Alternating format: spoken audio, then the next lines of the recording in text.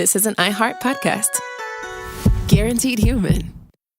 There's a fire inside you you can't ignore. Stand still? Not a chance. You're a lifelong learner who's come this far. Now, we're here to help you keep going further. Capella University. What can't you do? Visit capella.edu to learn more.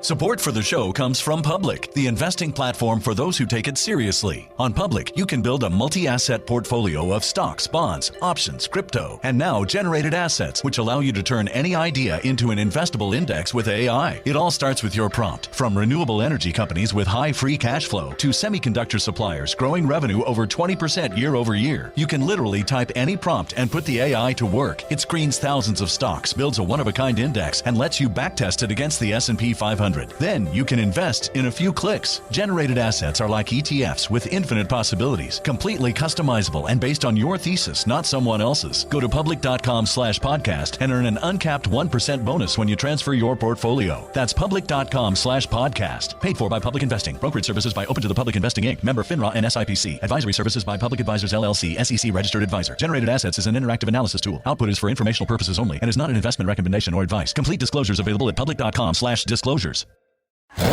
Pro drivers live for race day, but for small business owners, every day is race day. That's why going pro with Lenovo Pro matters.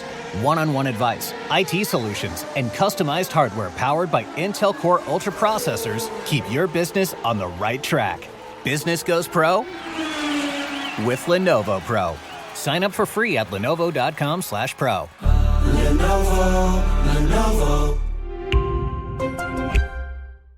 Hey everybody, Robert Evans here, and I wanted to let you know this is a compilation episode. So every episode of the week that just happened is here in one convenient and with somewhat less ads package for you to listen to in a long stretch if you want. If you've been listening to the episodes every day this week, there's going to be nothing new here for you, but you can make your own decisions.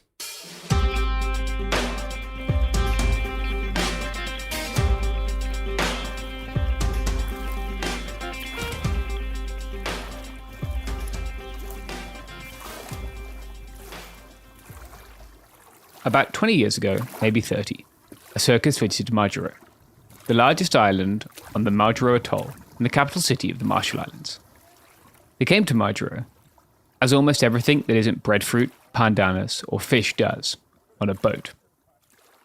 After performing, they couldn't find a boat to take them to their next destination, and so the residents of this tiny island, which at times is no wider than the single road which travels its whole length, decided that they'd have to share the food that they themselves had imported at great cost. And they set about gathering apples, bananas, and anything else that they thought an elephant might like to eat while it waited for a way off an island that barely has enough room for its own people, let alone the largest land animal on Earth. The people of the Marshall Islands, for whom hospitality is as natural as the tides of the sea, greet each other the same way they do strangers, by saying Yokwe. The word has several meanings, but I'll let David Kabua explain them.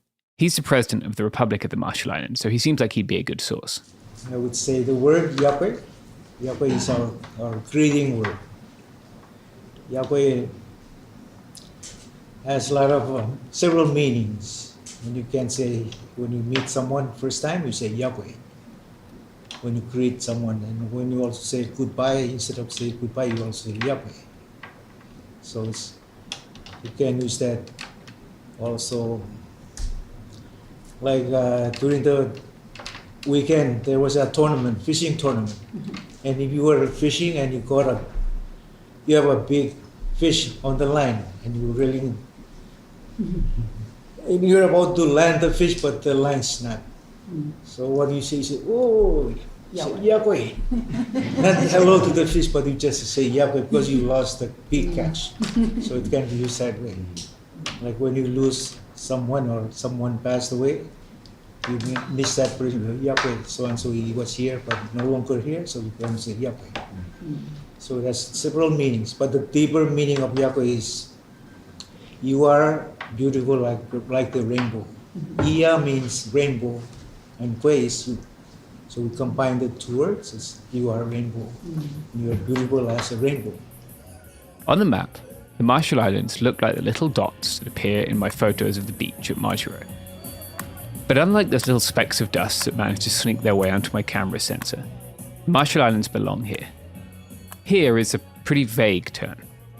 The 29 coral atolls and 5 islands that allow 54,000 Marshallese to live on 182 square kilometers of land span an oceanic territory of 200,000 kilometers. It's like you took a small American town and scattered it across an area 1.5 times the size of Alaska. Even though the RMI is 98% water, every inch of land is precious to the Marshallese, whose matrilineal society ensures that land passes from mother to daughter and ties families to the remote islands that make up the low-lying atolls of the Republic. It was on one of the bigger chunks of land that I recorded the music you heard a minute ago. Majuro is an atoll. That's a coral ring that encircles a lagoon. And its biggest island is about 30 miles long, but often less than 100 yards wide. There's one road that runs the length of it, and sometimes also spans the width of it. It's also home to about half the RMI's population. The highest point on the atoll lies just 3 meters above sea level. If you want to get higher than that, then your only options are houses or palm trees. From the top of the 5th floor of the Napa Auto Parts store, which also houses the UNDP and the Marshall Islands Olympic Committee, you can see the whole island. For Marshallese people, these tiny pieces of paradise that barely poke their heads out from the top of the ocean are everything. Their land and their ties to it define them. Without their place, they can't be themselves. Even though many thousands of Marshallese live in the diaspora of the United States, they still import handicrafts made from little shells on the outer islands and coconut husks. Many of them come back to the islands to retire. But slowly, the ocean is taking those islands back. Rising sea levels and more extreme tidal surges have placed this tiny Pacific nation on the front lines of climate change. There isn't an exact estimate as to how long the Marshall Islands have, or what they can do to halt the creeping advance of the ocean. They've always existed on just a few square kilometers of land, among millions of square kilometers of ocean, and they depend on that ocean for everything. But now it's threatening to take everything away from them. One day, they fear their islands will become uninhabitable, as salt water invades the water table and their trees die, or storms bring more and more frequent floods that sweep away their homes and their possessions. They don't want to leave, but they can't stand alone against climate change either. But the Marshallese are resilient people. They've weathered many storms to get to where they are now. And the tiny museum in Majuro hosts artifacts of several crises that would seem apocalyptic. A nuclear bomb, the Second World War. But in the end, these did little to crush the incredible kindness of the tenacity of the Marshallese. The islands that make up the RMI have been inhabited by indigenous people for thousands of years, and they've been variously ruled by the Spanish, German, Japanese, and United States governments before becoming an independent republic. Before they were named by a British sailor, the islands had their own name. I'll let Jeff, a Marshallese Renaissance man who was at once our driver, the head of the World Health Organization's EMT program on the islands, a registered nurse, and the custodian of an incredible collection of Marshallese music, explain what they were called before that. Oh, before we used to call Lale Lap, Lale, like Lole, LOLE, Lap, LAP. That's before it turns into Marshall. Because this word Marshall came from this guy that found these islands, Captain Marshall. Undeniably, the Marshall Islands are not a bad place to find yourself on a summer afternoon. And in the time I spent there, I took several trips to the smaller islands around Majuro Atoll. They look like the platonic ideal of a tropical island, complete with coconut palms, vibrant coral reefs, white sand and turquoise water. I love freediving, and dropping down onto a wrecked aircraft and dozens of brightly coloured species of fish in almost infinite visibility, without even needing to pull on a wetsuit or a weight belt, might be the closest I'll ever get to flying. But I wasn't just here for a dip in the ocean. I'm actually here to tell you a story of incredible resilience. Much of America, both on the left and on the right, spends much of its time and money preparing for its own imagined version of a crisis. For some, That's the unimaginable destruction of nuclear war. For others, it's the encroaching of the ocean onto their land and the resulting loss of places to live and grow food. And for others, it's the collapse of basic services, like power and clean water, that we take for granted. These are all storms that the tiny island nation has already weathered. And it hasn't done so in the atomized and individualistic way that so many American preppers fantasize about online. It's done so as an incredibly strong, optimistic, and welcoming community. There's a lot we can learn from the people of the Marshall Islands and their story. And so this week I'll be doing my best to share the stories that they shared with me. If you're familiar with the islands, it's likely because of the history of one of the other atolls in the group, Bikini Atoll. The name is a German bastardization of a Marshallese word, Pikini. Pik meaning plain surface, and ni meaning coconut tree. It's a flat base where coconuts grow. But you likely don't know the island for its coconuts, and those aren't safe to eat anymore anyway. If you've heard of Bikini Atoll, it's because of what the United States did there after the Second World War. On the 18th of July 1947, the Marshall Islands were placed in a strategic trust territory by the United Nations. This territory was administered by the United States, which was supposed to administer the islands in the best interest of their inhabitants and of international peace and security. But a year before the trust territory was created, the US began nuclear testing in the lagoon at Bikini Atoll, a site that would, over the next 15 years, become the most heavily bombed place on Earth, with some islands entirely removed from the map, and much of their population left dead, sick, and without the land that defines them and their ability to thrive on these tiny islands amidst the endless ocean. As far as possible, I want to let the Marshallese survivors of the nuclear tests and their families tell their own stories. They call what happened on Bikini and Enewetak Atoll the nuclear legacy of their country. Talking about the nuclear legacy is a difficult topic for the Marshallese, especially at a time when none of them have been paid the compensation they were allotted, and the US was negotiating a new agreement with the Marshallese government that was very far from settled, and the numbers the US were offering were very far from sufficient. I was very fortunate to join a few other journalists on the tiny island of Bokenboten, a short boat ride away from Majuro, and home to perhaps the most beautiful coral reef I've ever seen. We had lunch, walked around the island, and then had a talk on the nuclear legacy from descendants of some of the survivors. I'll let them introduce themselves. My name is Chakabe Kibion. I'm from the Marshall Island. I am a student at CMI, College of the Marshall Island, and I am currently the president for the CMI Nuclear Club, which we mostly work under National Nuclear Commission with our director, Mary Silk, and our commissioner, Ariana Tiban. All right. Yeah, well, once again, my name is Ariana Tiban Kuluma. I work as a commissioner and nuclear justice envoy for the RMI National Nuclear Commission. Once again, thank you very much for having us this afternoon. Welcome to the Marshall Island. My name is Evelyn Ralpho. I'm the Director for Education and Public Awareness. Once again, welcome. Enjoy the rest of your days here. My name is Sincerline Burnett. I work with the National Nuclear Commission as an admin and physical officer. I'm not sure if it's necessary for me to come, but since the boss said we all go, so that's the what you support the boss, go work on the same boat. Welcome to the Marshall Islands. She's from Mejato. She's from Mejato, and he's from Mejato. Yeah, the three of us are all descendants of nuclear survivors. They were exposed to fallout. Her mother was exposed to fallout. Her mother, Grace's mother, was also exposed to the radioactive fallout, as well as my great-grandfather. I think that's what really drives us to share this with you. Almost everyone in the RMI has a family member directly impacted by the testing and the decades of mistreatment that came after it. Although we know the name Bikini Atoll, the entire republic was impacted by nuclear fallout, including Majuro itself, thanks to the ill-advised decision to drop bombs on a day when the populated atolls were downwind of the test site. In fact, right next to our hotel and sharing the same parking lot, there's the US Department of Energy office. I asked Jeff what that was doing there. Yeah, I saw there's a DOE office, like health office, on the street here.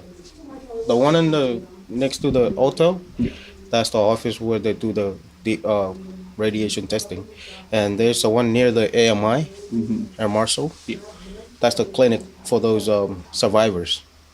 Now the survivors, there's few of them left, like maybe less than 50. Wow. The RMI is still fighting in the Second World War. It's memorialized in murals across Majuro. In late 1943 and early 1944, the USA bombed and then fought the Imperial Japanese military, who had been occupying the island since 1914. US soldiers and Marines, along with Marshallese scouts, landed on Majuro, Kwajalein, and Eniwetok on Higgins boats that were virtually identical to the boat we took across the lagoon to Bokenboten.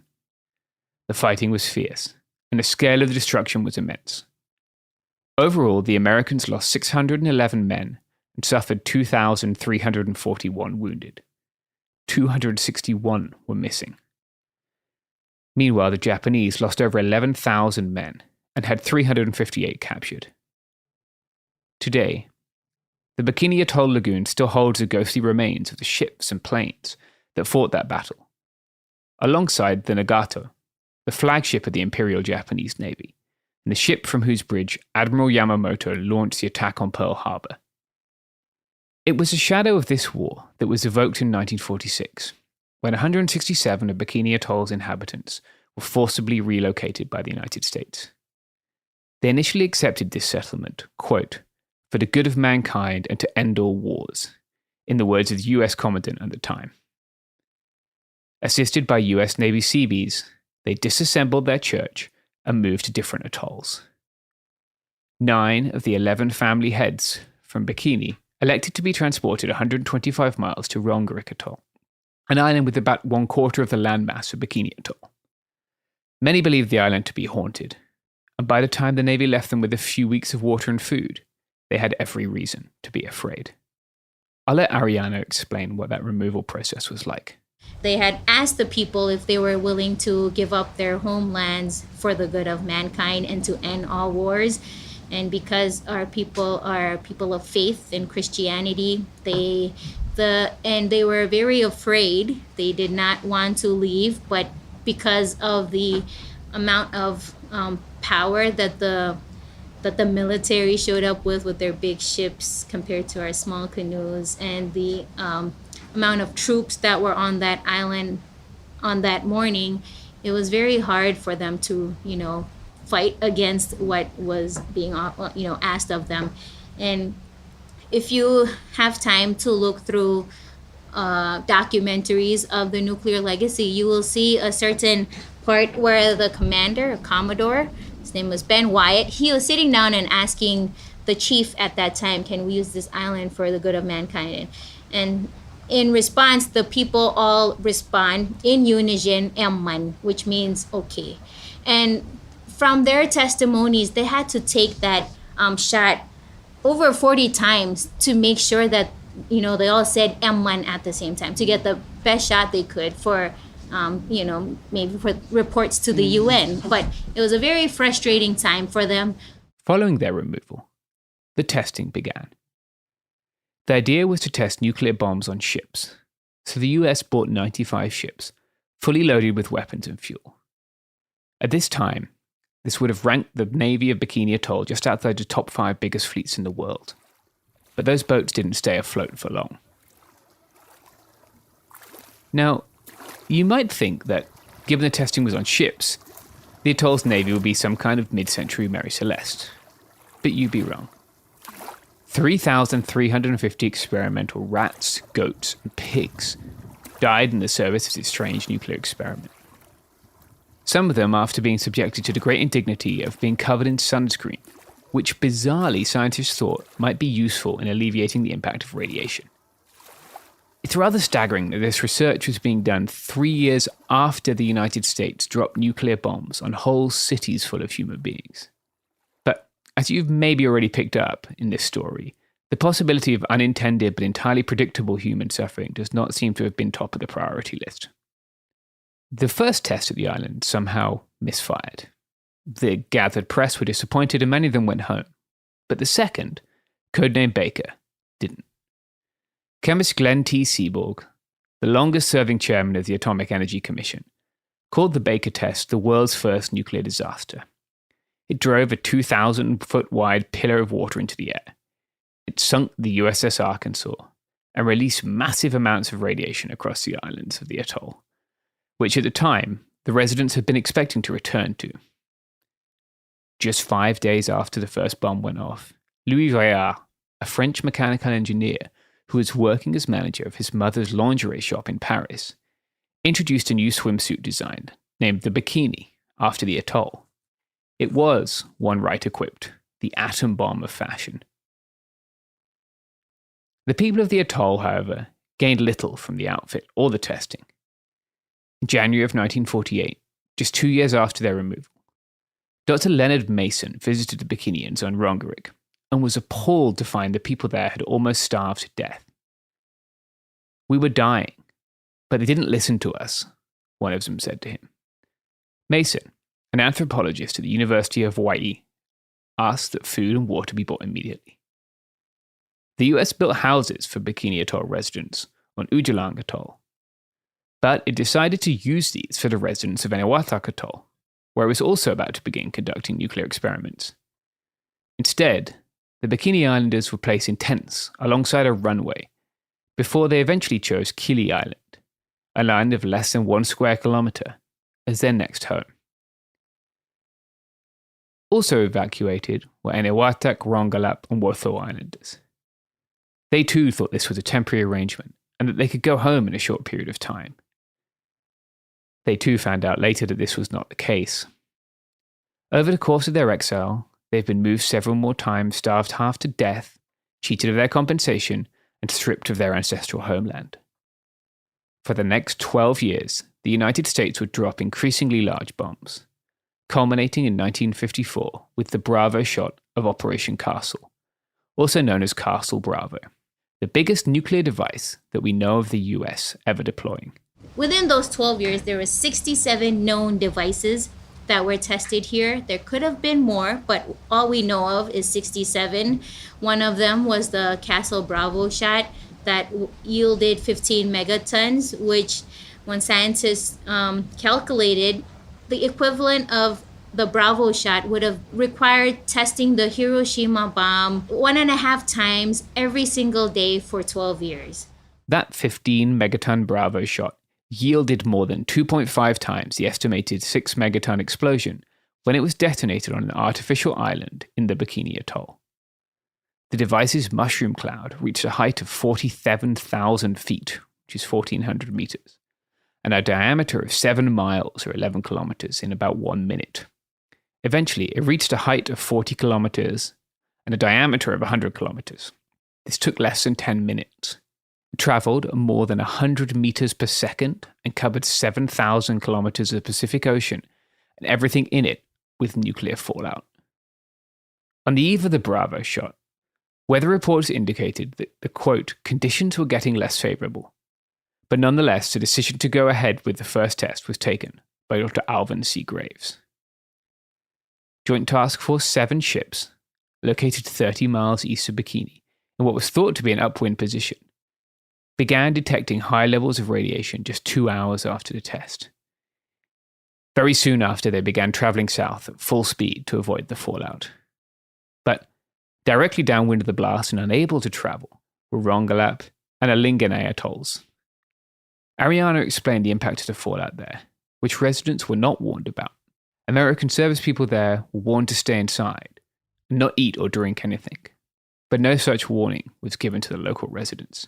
Some said it looked like the sky was changing colors from red to yellow to orange. It was just a very, very bright morning.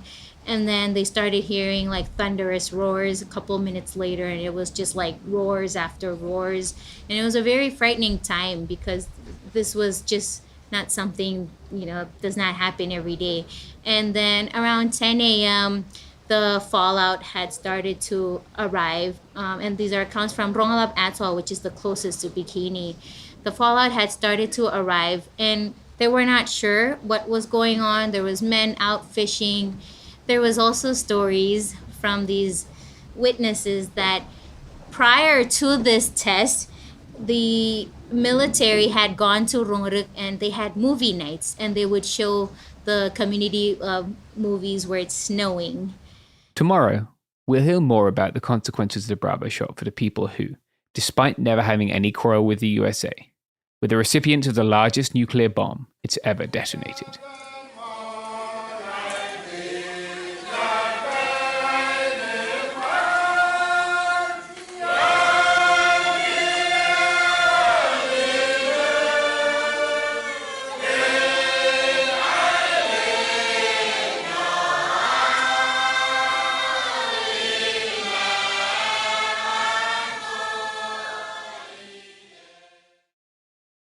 Support for the show comes from Public, the investing platform for those who take it seriously. On Public, you can build a multi-asset portfolio of stocks, bonds, options, crypto, and now generated assets, which allow you to turn any idea into an investable index with AI. It all starts with your prompt. From renewable energy companies with high free cash flow to semiconductor suppliers growing revenue over 20% year over year, you can literally type any prompt and put the AI to work. It screens thousands of stocks, builds a one-of-a-kind index, and lets you backtest it against the S&P 500. Then you can invest in a few clicks. Generated assets are like ETFs with infinite possibilities, completely customizable and based on your thesis, not someone else's. Go to public.com/podcast and earn an uncapped 1% bonus when you transfer your portfolio. That's public.com/podcast. Paid for by Public Investing. Brokerage services by Open to the Public Investing Inc. Member FINRA and SIPC. Advisory services by Public Advisors LLC, SEC registered advisor. Generated assets is an interactive analysis tool. Output is for informational purposes only and is not an investment recommendation or advice. Complete disclosures available at public.com/disclosures.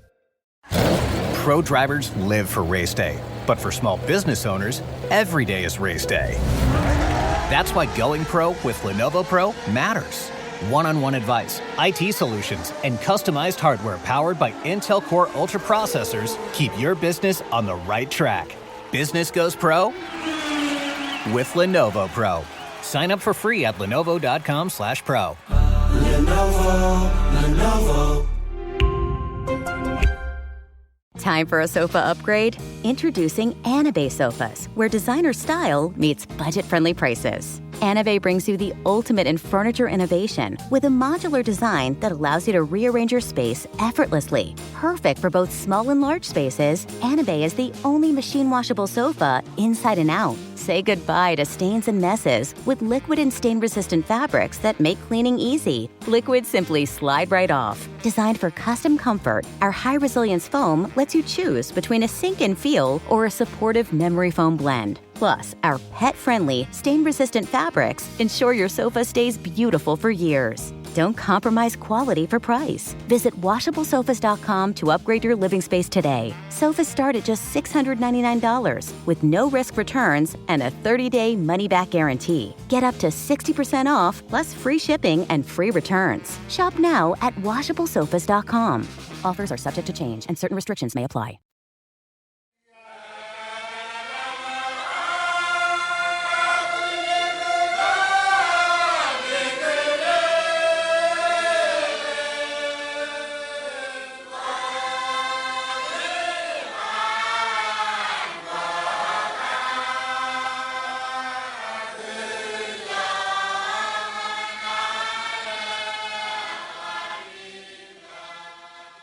The music you just heard was the anthem of Bikini Atoll, sung at their church on Kili Island in 1997.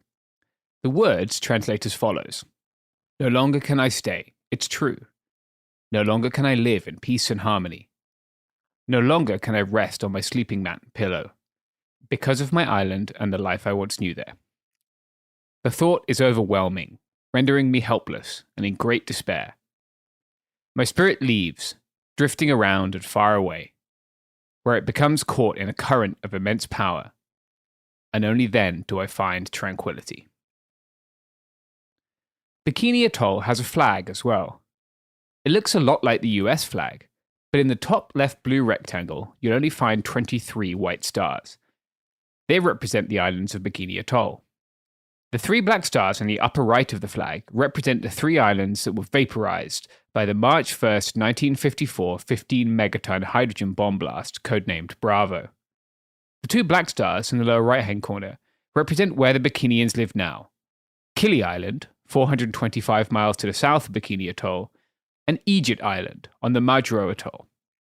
These two stars are symbolically far away from bikini stars on the flag, as the islands are far away in real life, both in distance and in terms of quality of life. The Marshallese words running across the bottom of the flag, Men Otemjej Rej Ilo Benanij, translate to, everything is in the hands of God. These represent the words spoken in 1946 by the Bikinian leader, Judah, to the US Commodore Ben Wyatt, when the American went to Bikini to ask the islanders, on a Sunday after they'd just been to church, to give up their islands for the good of all mankind, so that the US could test nuclear weapons there. The close resemblance of the Bikinians' flag to the flag of the United States is to remind the people and the government of the USA that a great debt is still owed by them to the people of Bikini. In today's episode, I want to pick up where we left off yesterday, in the hours after the Bravo shot. Here's Ariana again. And so when that fallout had arrived, the children, they remember that they saw it in these movie nights. They thought it was snow and they were playing in this fallout. And then later on that day, they started to realize that this was maybe poisonous. They just were not sure. But by midnight that night, the people were not able to move around as much. They were suffering dramatically. Their stomachs were churning, their hair had started to fall out, their skin was peeling off. And like they said, it was so itchy, and when they would scratch, the skin just peels off as they scratch. And the fish that the men were out fishing for, when they had came back that evening to eat, when they ate the fish, they said it was like they were just munching on sand. Joanna Jean, the mayor of Rongelap Atoll, gave an interview in 1977 recounting his experience with the fallout. It fell on me, it fell on my wife, it fell on my infant son. It fell on the trees and on the roofs of our houses. It fell onto the reefs and into the lagoon. We were very curious about this ash falling from the sky. Some people put it in their mouths and tasted it. One man rubbed it into his eye to see if it would cure an old ailment. People walked in it, and children played in it. Later, people on Utrik Atoll experienced the fallout as mist. Minij Kel, one resident of the atoll, said that, quote, several of my babies, who were healthy at the time they were born, died before they were a year old. Altogether, I lost 4 babies. My son Winton was born 1 year after the bomb, and he has had 2 operations on his throat for thyroid cancer. The Japanese fishing boat Lucky Dragon No. 5 also came into direct contact with the fallout, which began raining down on them that same morning. They'd been fishing outside the designated danger zone that the US government had declared in advance, but when radioactive dust began to fall on them, they scrambled to leave. Pulling their gear took nearly 6 hours, during which time they were covered in the dust and gathered some of it in bags to take home and determine what this dust was. Later in the day, they began to get sick as they headed home. One member of the crew kept a bag of the ash to have it analyzed on their return home, but he hung it from his bunk bed, causing the crew to get continued exposure all the way home. It took them 2 weeks to get back to Japan, and doctors quickly determined the cause of their blisters, sickness, and hair loss. They asked the US Atomic Energy Committee for information on how to treat the fishermen. Instead, the US sent 2 scientists to observe them. One of the fishermen died, and the others were sent home after 14 months in hospital. They faced stigma in public, and most of them eventually died from liver cirrhosis or cancer. 36 hours after the test, United States servicemen were evacuated from Rongelap. 54 hours afterwards, the people of Rongelap Atoll were evacuated. And 78 hours after the fallout hit them, less than half of Utrik's 400 people were eventually evacuated. Here's Ariana again, recounting the story of one of those Rongelap residents. And so they were evacuated on March 4th, 1954. And upon evacuation, the community was ordered to strip down naked on the ships. They did not separate the males from the females. The entire community stood naked. The community stood naked on the ship, and they were hosed down with the pressure washer. When you talk stories with them today, they recall it as, they say, the hose was so strong, it felt like those hoses that they used to put out fires. And after they were pressure washed, they were given a soldier's underwear and t-shirt to wear for their journey to Kwajalein Atoll. And for the bigger women that were a part of this group that could not fit these soldiers' underwears and t-shirts, they were given just a small towel to cover while they were journeying to Kwajalein. And also from these testimonies, one of my neighbors, she was 7 years old at that time, and she said, she's just a kid, and when everybody was standing naked and she saw her uncles, and she thought it was funny at that time, but she realized later that that was such a breach of privacy and a moment of humiliation. And she recalls her grandmother's skin falling off, and she said it looked like we all were like in a burning house and everybody had these scars on, like just the peel burning off. But at that time she did not really realize it. She did not have a lot of burns. She's still alive today, but she did not have a lot of burns because when the bomb was detonated, she was told to go inside her house. And so she had a little bit of protection. They were taken to Kwajalein Naval Base, where things became even worse for them. A week after the test, the Atomic Energy Commission and the US Department of Defense sent a joint medical team to Kwajalein. And these doctors drafted a memo stating that the exposed people should have, quote, no exposure for the rest of their natural lives.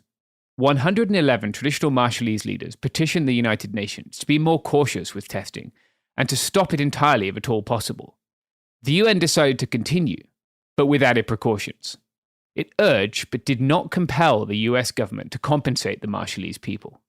In fact, the United States was only beginning the damage it would do to the people of the Marshall Islands, and compensation would not come for another 3 decades. I'll let Ariana explain what actually happened next. On March 9th, 1954, the Project 4.1 scientists arrived, and then on March 11th, 1954, the Project 4.1 officially commenced without consent from the people. And this Project 4.1 was the study of radiation on human beings. And if you look at declassified files, we have a lot of them at the College of the Marshall Islands Nuclear Institute. There's, all different types of projects. And for example, like one Project 2.3 could be the study of radiation on corals, and then 7.2 is study of radiation on the trees, and 4.1 just so happened to be the study of radiation on human beings. And when they were in Kwajalein, they were there for a couple days. They were ordered to bathe in the lagoon in salt water and scrub their burns 3 times a day, every single day. Also, they were ordered to provide urine samples 3 times a day. They also had to give blood samples 3 times a day. And this went on for the people of Wuduruk, it was 3 months. And for the people of Rongelap, it was almost a year. And then they were moved here to one of the small islands here where they lived and waited for their home to be cleaned up for them to return.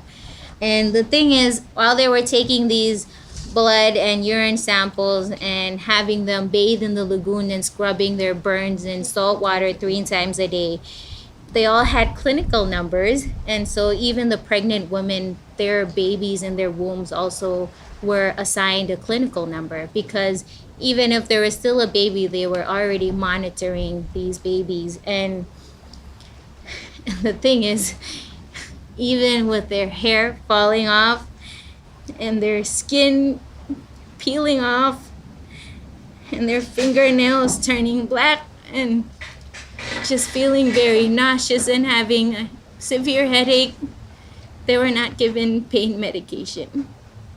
They were not given any type of Tylenol or any of that. They were just being monitored. And this whole time, they thought they were being treated. They didn't realize that they were a part of this project that was just there to study how their body reacts to exposure to radiation. 3 years after being evacuated, the people of Rongelap were allowed to return. And then they moved them back in 1957 because the bomb that they was exposed to was in 1954. And they were there for 28 years. This wasn't a benevolent effort. It was a continuation of the USA's use of the people of the Republic of Marshall Islands as subjects of experimentation. Later on, when they were going to move the people of Rongelap back to Rongelap, what they wanted to study now was how radiation evolves in the food chain. Because when they had moved them back to Rongelap, this was the original exposed group. When they went back, it was not just the exposed group anymore, because they were here for 3 years, and they took their family members that were on Majuro, and some of them got married, and so when they went back, there was 400 of them. And I always switch up which group was given a green card and a red card, but like if it was a red card, they were the exposed group, and the green card was now the new control group that was going to eat the crops on the land and eat off of the land to see how the radiation has moved in the food chain. And that's when my mother's father was born on Rongelap in 1959. Eventually, the people of Rongelap were evacuated in 1985 thanks to Greenpeace, who moved them to other atolls when the US government refused to help them or acknowledge responsibility. It was not just the people on Rongelap and the other atolls at the time who were impacted by the radiation. The consequences have lasted for generations. And also, we've had many cases of birth defects or babies that were born, and according to the testimonies of these mothers that had given birth, their babies were born sometimes looking like jellyfish. Sometimes their babies were born without a head, without limbs. All they could see was the heart beating and the blood flowing through their veins and their intestines, and they just were not sure whether they should bury this baby when the heart is still beating, or if they should wait for the heart to stop beating. And some mothers had told their stories of giving birth to babies that they recalled looking like octopus. Some mothers recalled their babies looking like turtles. Some of them, on many occasions, they also had babies that were born looking like grapes, the fruit. It just looked like a bunch of grapes lumped together.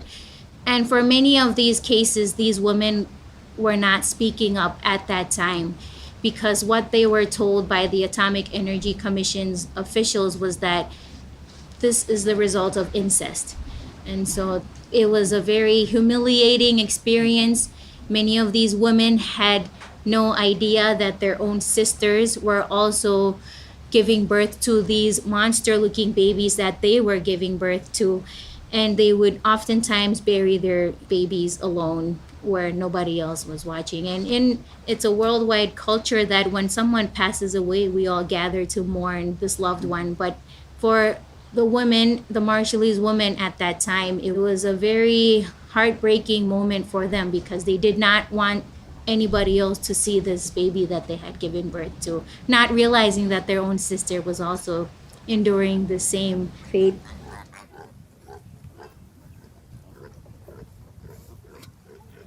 Things were not much better for the Bikinians, who had been evacuated at the start of testing in 1946. After a failed attempt to settle them on another atoll, many of the Bikinians elected to try living on Kili as their new home. Kili Island lacked a coral reef, and this made their traditional lifestyle of island hopping and fishing in the calm lagoon impossible. The Bikinians, inhabitants of the most remote atoll in the already remote Marshall Islands, were legendary for their ability to navigate using the stars and seas. But on their new island, the waves were so big that their traditional canoes couldn't sail at all. Soon, the boat the USA had given them to import food had sunk into the ferocious seas around the island, and they were entirely reliant on airdropped food. Some families moved to other islands or split their time between Kili and the atolls with better resources. But life on Kili was hard, and the lack of protected lagoon made every delivery of food or supplies by boat a high-risk endeavor.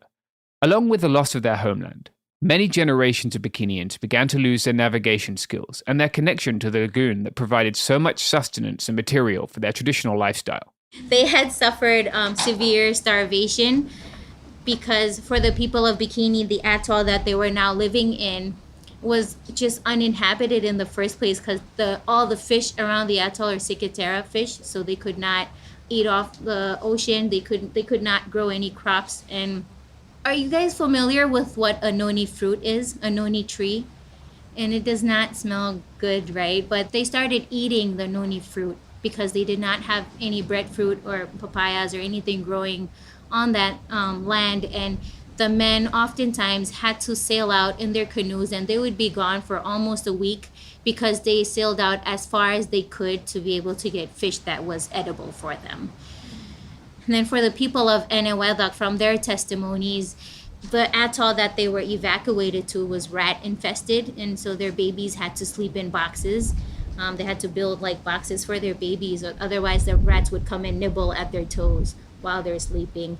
And there was a lot of ways that they were trying to figure out how to solve this rat infestation. And at one time, they were giving people incentives, like I think it was 5 cents if you brought a rat's tail or something, you know, like, because they were just trying to get rid of the rats and they could not. And yeah, it's just a lot of trauma and a lot of moving around.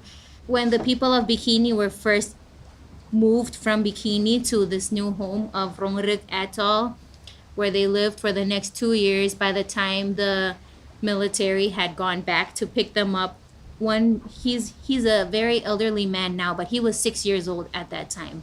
And the way he describes it is that he says it was a very traumatizing moment for him because they were carrying some of the people on leaves to the ship. They were very fragile. He said, if you have seen photos of the Holocaust, this is what our people looked like, because there was just severe starvation at that time.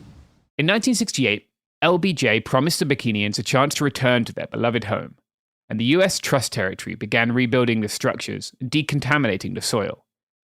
These efforts were hampered by infrequent flights and delayed by the discovery that the large coconut crabs on the island were still dangerously contaminated. In 1972, 100 people from 3 extended families moved back and began rebuilding their paradise. But it wasn't long before it became clear that their home was far from recovered. A visiting team of scientists from France, not the USA, found dangerously high levels of radioactivity in fruit, well water, and in the urine samples of islanders. The islanders had sued the federal government, and more research was done. By 1978, scientists had found an 11-fold increase in the cesium-137 body burdens of the people living on the islands, a level which the Department of the Interior called, quote, incredible. Once again, the islanders were removed from their home. In 1983, the Republic of the Marshall Islands gained its independence and signed the Compact of Free Association with the United States. When the compact came into effect in 1986, the Marshallese received their first financial settlement from the USA, courtesy of Section 177 of the Compact of Free Association, which pledged reparations for damages to the former inhabitants of Bikini, Enewetak, Rongelap, and Utrik atolls. They were promised 12% rate of return on the trust fund, which would be administered by the US and would provide healthcare and property damage reimbursements. However, this fund relied upon the fiction that only 4 atolls were impacted by the nuclear fallout. There is considerable evidence to suggest that the entire Republic of the Marshall Islands was directly impacted by fallout from the Bravo shot. The trust fund also tied the interests of the Marshallese to those of global capital. As the value of the fund's investments went up, so did their ability to fund healthcare and improve their living conditions. But I found financial reports from that trust fund in 2016. At the time, it had funds invested in US domestic public equities, 29.5% of the portfolio as of September 30th, 2015. International equities made up 27.4%. Fixed income funds made up 18%. Real estate made up 5.5%. A hedge fund made up 15%. And a private equity fund made up the remaining 4.6%. But the interests of a low-lying atoll nation and those of global capital will never really be fully aligned.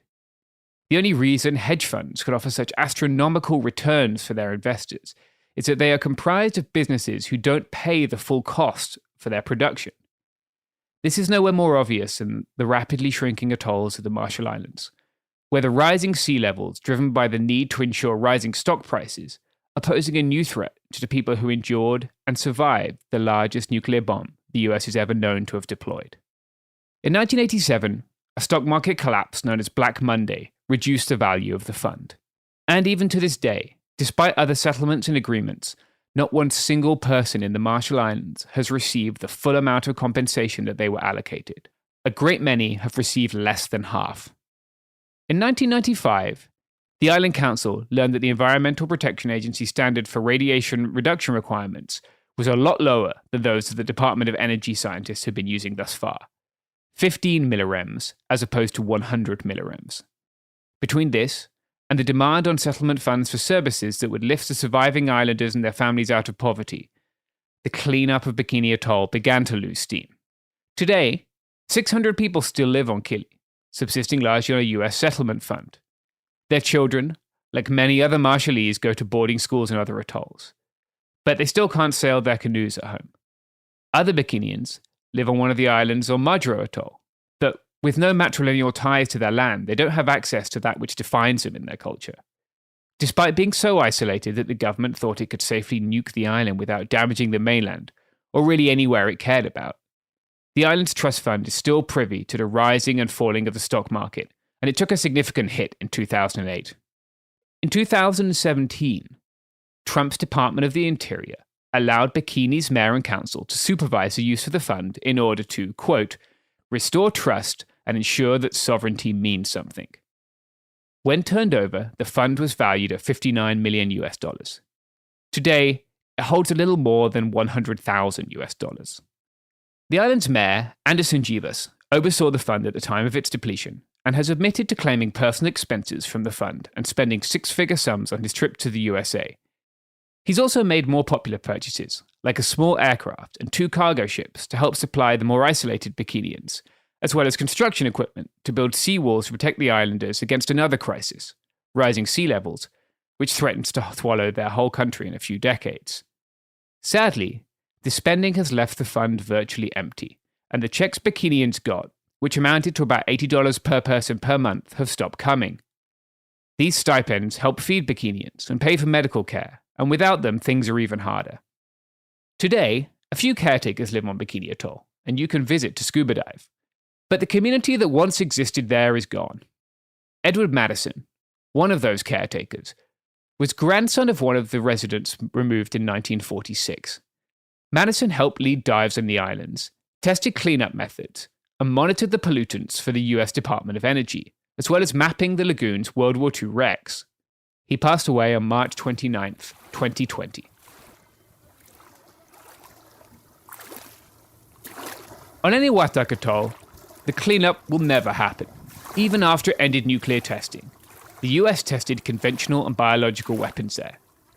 It shot missiles from California at the atoll and tested airborne bioweapons. From 1977 to 1980, the US began scraping radioactive topsoil off the various islands it had tested for both nuclear and biological weapons, and transporting that waste, along with some waste from Nevada, to Runit Island. Once on Runit, the waste was mixed with concrete and secured in a giant concrete dome. Jeff's family is from that island, but thanks to levels of radiation, which rival Fukushima and Chernobyl, he can't go back. My grandfather is from this island. Oh, wow. Yeah. That sucks. But I've never been to that island. Yeah. Is that where you're like, did his father live there and like his whole, did they live there for a long time, your family before? Yeah. Yeah. That was your traditional. Do you want to go? Not gonna go because the dome is there. Yeah. Like all the people from that island, they get to test their radiation level. Today, thanks to the other extinction level threat the US has helped create, climate change, the dome is slowly sinking and cracking. Hundreds of US servicemen developed cancer building the dome. 6 died, and many others have struggled to get full VA benefits. As the ocean rises, the concrete cap could simply slide off the dome, and the 33 Olympic swimming pools worth of nuclear and biological waste could flood out into the ocean. Locally, this dome is called the Tomb. On the 5th of March 2001, the Nuclear Claims Tribunal handed down a decision on a 7-year lawsuit that the Bikinians had brought against the United States for damages done to their islands and their people during the nuclear testing on Bikini. The tribunal was created by the Compact of Free Association and always had been underfunded. The settlement and the $563 million it awarded is still in limbo as the islanders sue the federal government for it. On the day we left Majuro, the Republic of Marshall Islands negotiations with the USA over the renewal of the Compact of Free Association had gone on until 2 in the morning, Marshallese time. We ate breakfast that day with Hilda Heine, the first woman to be president of the Marshall Islands and the first woman president in the Pacific. I didn't get great audio there, but she shared with us the ongoing struggle that the Marshallese people have had to secure adequate and fair compensation. With the US offering $700 million and the calculated costs of healthcare and cleanup closer to $3 billion, there is a long way for the US to come to make the islanders whole. They also, even 6 decades on, haven't apologized to the people who had no quarrel with them and whose homes and lives they destroyed. The case of the people of the Pacific Proving Grounds illustrates rather well how we can't find financial settlements that are going to offset the kind of disasters that climate change is bringing. This doesn't mean that people who are harmed shouldn't be compensated, but it does mean that no amount of cash can right the wrongs done. This is why I wanted to anchor this series, which is about the future, with a story about the past. Because in the next couple of episodes, we're going to hear a lot about what might happen to the Marshall Islands, and again, how virtually none of it is the fault of the islanders. That doesn't mean we shouldn't accept their leadership on these issues, though. As we saw at the negotiations that led to the Paris Accords, the Marshall Islands can and should take a place at the heart of global discussions about climate change, because they are the ones most impacted by the constant growth neoliberal model that makes other people pay for its negative externalities. As we will learn in the next few episodes, we should ask the people impacted how they want to be helped, and not tell them what they need. I want to end today's episode with a poem, and a very Marshallese moment. I tried to meet the poet who wrote this when I was on the island, because I remembered the impact of her poetry at the UN Climate Summit. She was off island while I was there, but it turned out that Hilda Heine, the former president who I was having breakfast with, was her mum. Here's Kathy Gentle-Kitchener reading a poem she wrote for her own daughter to the United Nations. Dear Matafele Benum, you are a 7-month-old sunrise of gummy smiles. You are bald as an egg and bald as the Buddha. You are thighs that are thunder, shrieks that are lightning, so excited for bananas, hugs, and our morning walks along the lagoon. Dear Matafele Benum, I want to tell you about that lagoon. That lazy, lounging lagoon, lounging against the sunrise. Men say that one day, that lagoon will devour you. They say it will gnaw at the shoreline, chew at the roots of your breadfruit trees, gulp down rows of seawalls, and crunch through your island's shattered bones. They say you, your daughter, and your granddaughter too, will wander, rootless, with only a passport to call home. Dear Matafele Benum, don't cry. Mommy promises you, no one will come and devour you. No greedy whale of a company sharking through political seas. No backwater bullying of businesses with broken morals. No blindfolded bureaucracies gonna push this mother ocean over the edge. No one's drowning, baby. No one's moving. No one's losing their homeland. No one's becoming a climate change refugee. Or should I say, no one else. To the Carteret Islanders of Papua New Guinea and to the Taro Islanders of Fiji, I take this moment to apologize to you. We are drawing the line here because we, baby, are going to fight. Your mommy, daddy, boo-boo, Jima, your country, and your president too, we will all fight. And even though there are those hidden behind platinum titles who like to pretend that we don't exist, who like to pretend that the Marshall Islands, Tuvalu, Kiribati, Maldives, Typhoon Haiyan in the Philippines, floods of Algeria, Colombia, Pakistan, and all the hurricanes, earthquakes, and tidal waves didn't exist, still, there are those who see us, hands reaching out, fists raising up, banners unfurling, megaphones booming, and we are canoes blocking coast ships. We are the radiance of solar villages. We are the fresh, clean soil of the farmers past. We are teenagers blooming petitions. We are families biking, recycling, reusing, engineers building, dreaming, designing, artists painting, dancing, writing, and we are spreading the word. And there are thousands out on the streets, marching hand in hand, chanting for change now. And they're marching for you, baby. They're marching for us. Because we deserve to do more than just survive. We deserve to thrive. Dear Mata Filipinum, you are eyes heavy with drowsy weight. So just close those eyes and sleep in peace. Because we won't let you down. You'll see.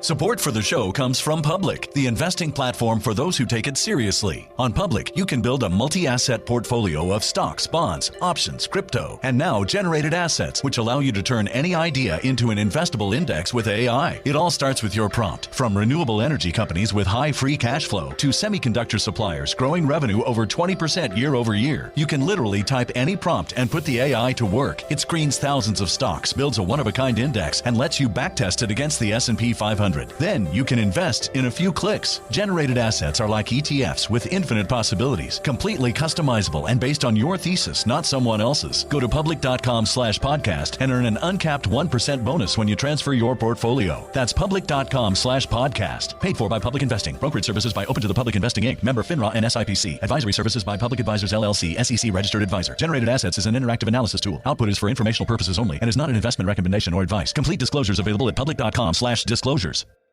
There's no championship league for small business owners, but if there was, you'd be at the top of the standings. Because going pro with Lenovo Pro means you've got the winning formation. One-on-one advice, IT solutions, and customized hardware powered by Intel Core Ultra processors help you stay ahead of the competition. Business goes pro with Lenovo Pro. Sign up for free at lenovo.com/pro.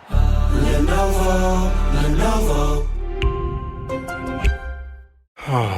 Sink into affordable luxury. Anabay is the only machine-washable sofa, inside and out. With stain-resistant slip covers and a cloud-like frame duvet, everything goes right in the wash. Plus, the modular design lets you change the look of your space anytime. Visit WashableSofas.com to upgrade your home. Shop up to 60% off site-wide, with sofas starting at just $699 and a 30-day money-back guarantee. Shop now at WashableSofas.com. Offers are subject to change, and certain restrictions may apply.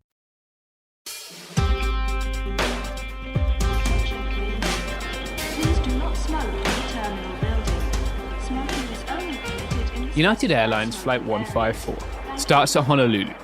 When it leaves, it carries not only a full load of passengers, but also a mechanic and spare parts for the plane. On its journey, it stops in the Marshall Islands at Majuro and Kwajalein, before heading west to make 3 stops in Micronesia. And finally, it stops in Guam. The next day, it turns around and does the same route in reverse. Landing in Majuro, you can see the ocean on both sides of the plane. In fact, you can see the ocean on both sides of the plane from a disturbingly low height. And despite this being one of the larger islands in the Marshall Islands, it almost looks like the plane won't fit on it without a wingtip overhanging the lagoon. The plane does fit, of course, and there's even room left at Majuro Airport for the best airport bar that I've ever seen. But even after a couple of hours in the company of the island's finest whiskey collection, it's very clear that the Marshall Islands are in a great deal of danger when it comes to rising sea levels. The Marshall Islands don't have much land to begin with, and through no fault of their own, their island paradise is being gradually lost to the ocean.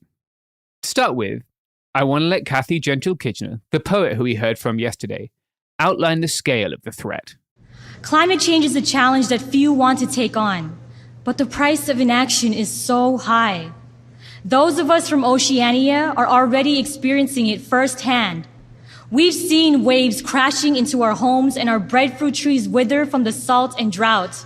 We look at our children and wonder how they will know themselves or their culture should we lose our islands. Climate change affects not only us islanders, it threatens the entire world.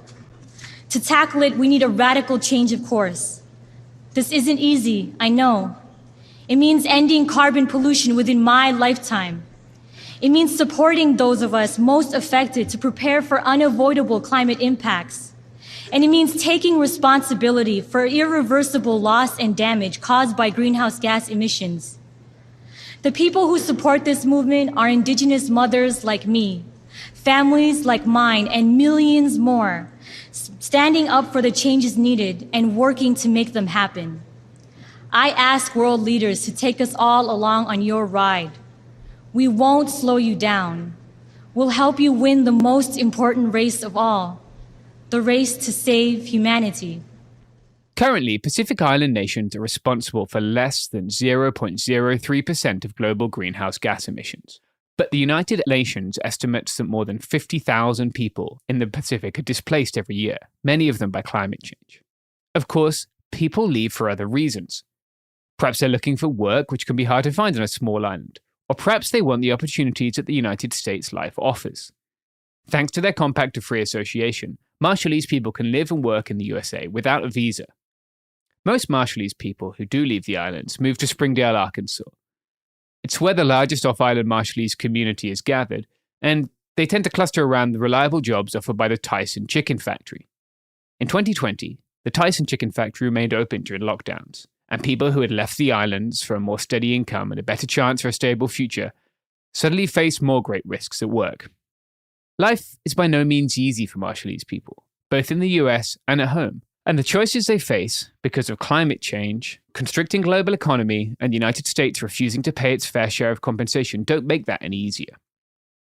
On my last night in the Marshall Islands, I was having a beer in a bar and chatting with a local journalist.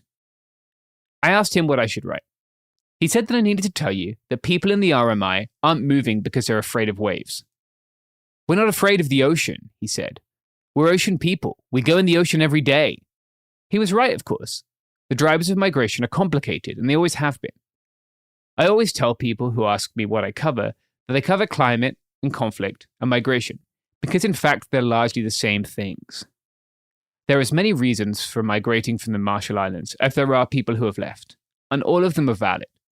But everyone I spoke to, whether they'd left or come back or stayed there their whole lives, were pretty clear that nobody wants the community to leave. The people of the Marshall Islands love their islands, and they want to raise their children and grandchildren on their ancestral land. But the people making the choices that impact their ability to do that are a long way from the lagoon that's creeping closer and closer to the houses around Majuro Atoll. Climate change making the islands uninhabitable doesn't necessarily mean they'll be swallowed entirely by the ocean. Long before the last scrap of land disappears, the rising saltwater will kill breadfruit trees, and flooding will destroy homes. To get a sense of that threat, we spoke to a meteorologist. I'm Reggie White, Reginald White, and I'm the meteorologist in charge here. Reggie explained what climate change might do to make the islands less easy to live on, and eventually perhaps impossible to live on if something doesn't change. It's hard for people to see these kind of creeping changes. When we think about climate change rendering an island uninhabitable, we think about that island ceasing to exist, or the houses being swept away by a storm surge, or a massive king tide perhaps. But in fact, the changes are more gradual, but no less destructive.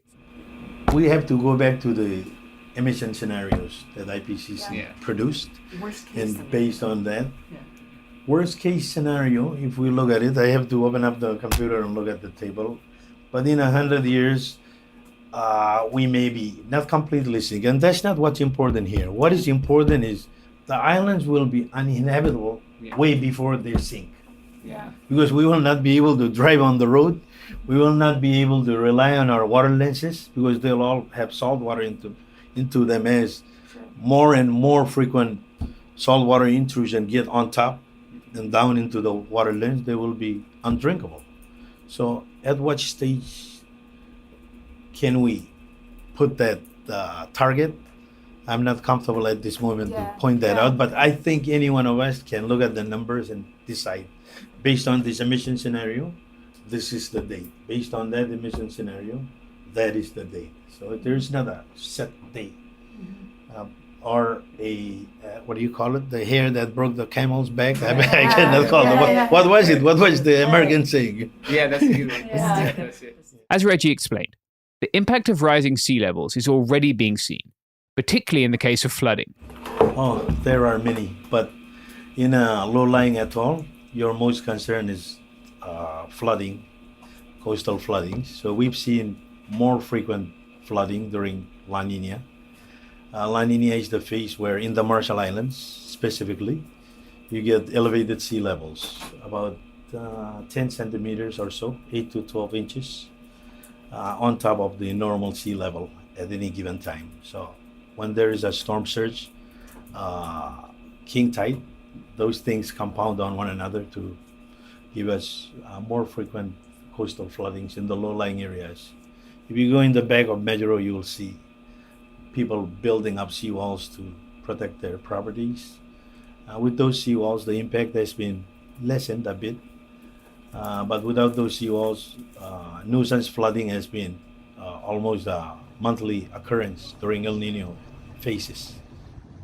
In 2021, the World Bank and the Marshallese government produced a report which allowed visualization of the impact of climate change on each building in Majuro.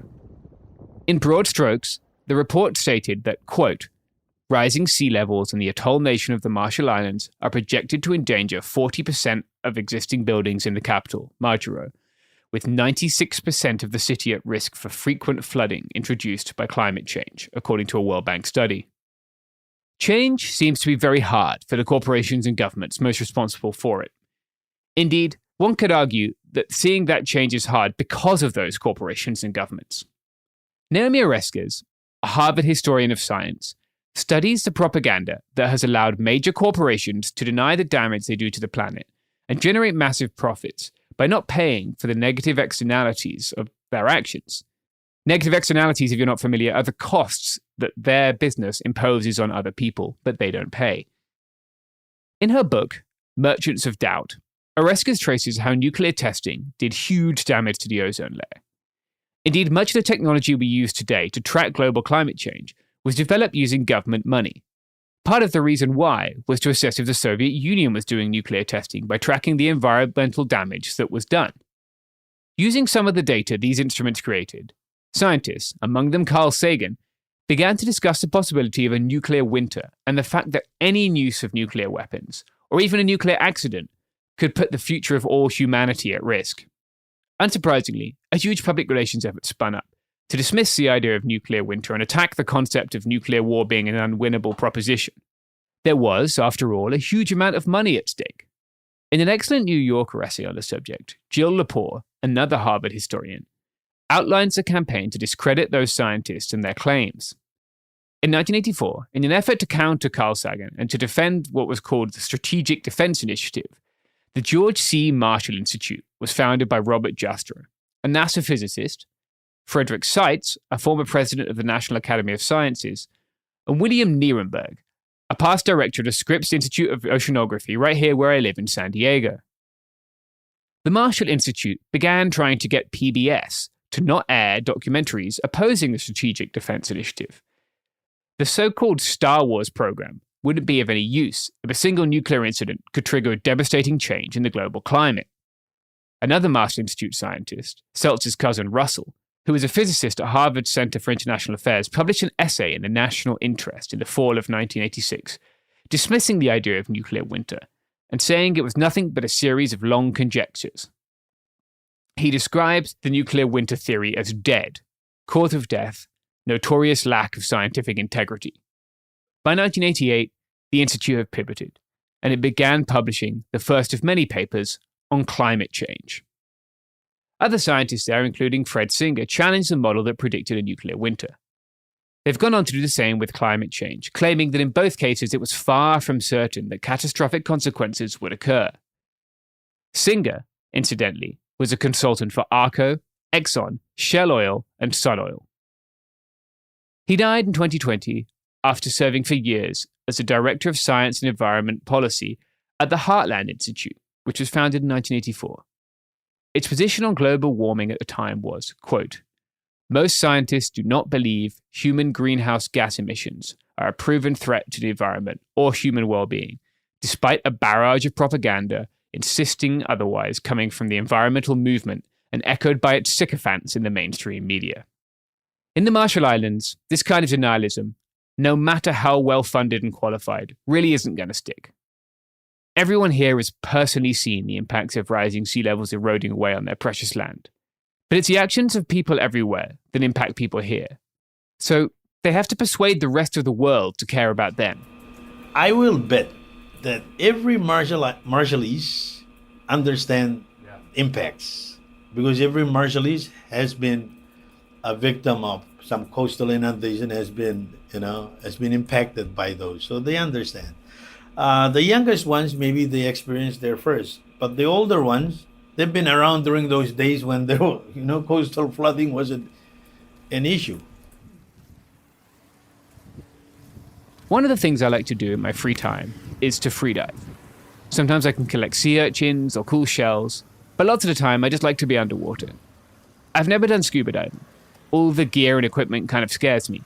But holding my breath and swimming around the reef is probably the closest thing I'll ever feel to flying. To be able to hold your breath for a minute or two underwater, you need to get your heart rate very low. And this means being very calm, letting tension and stress float away.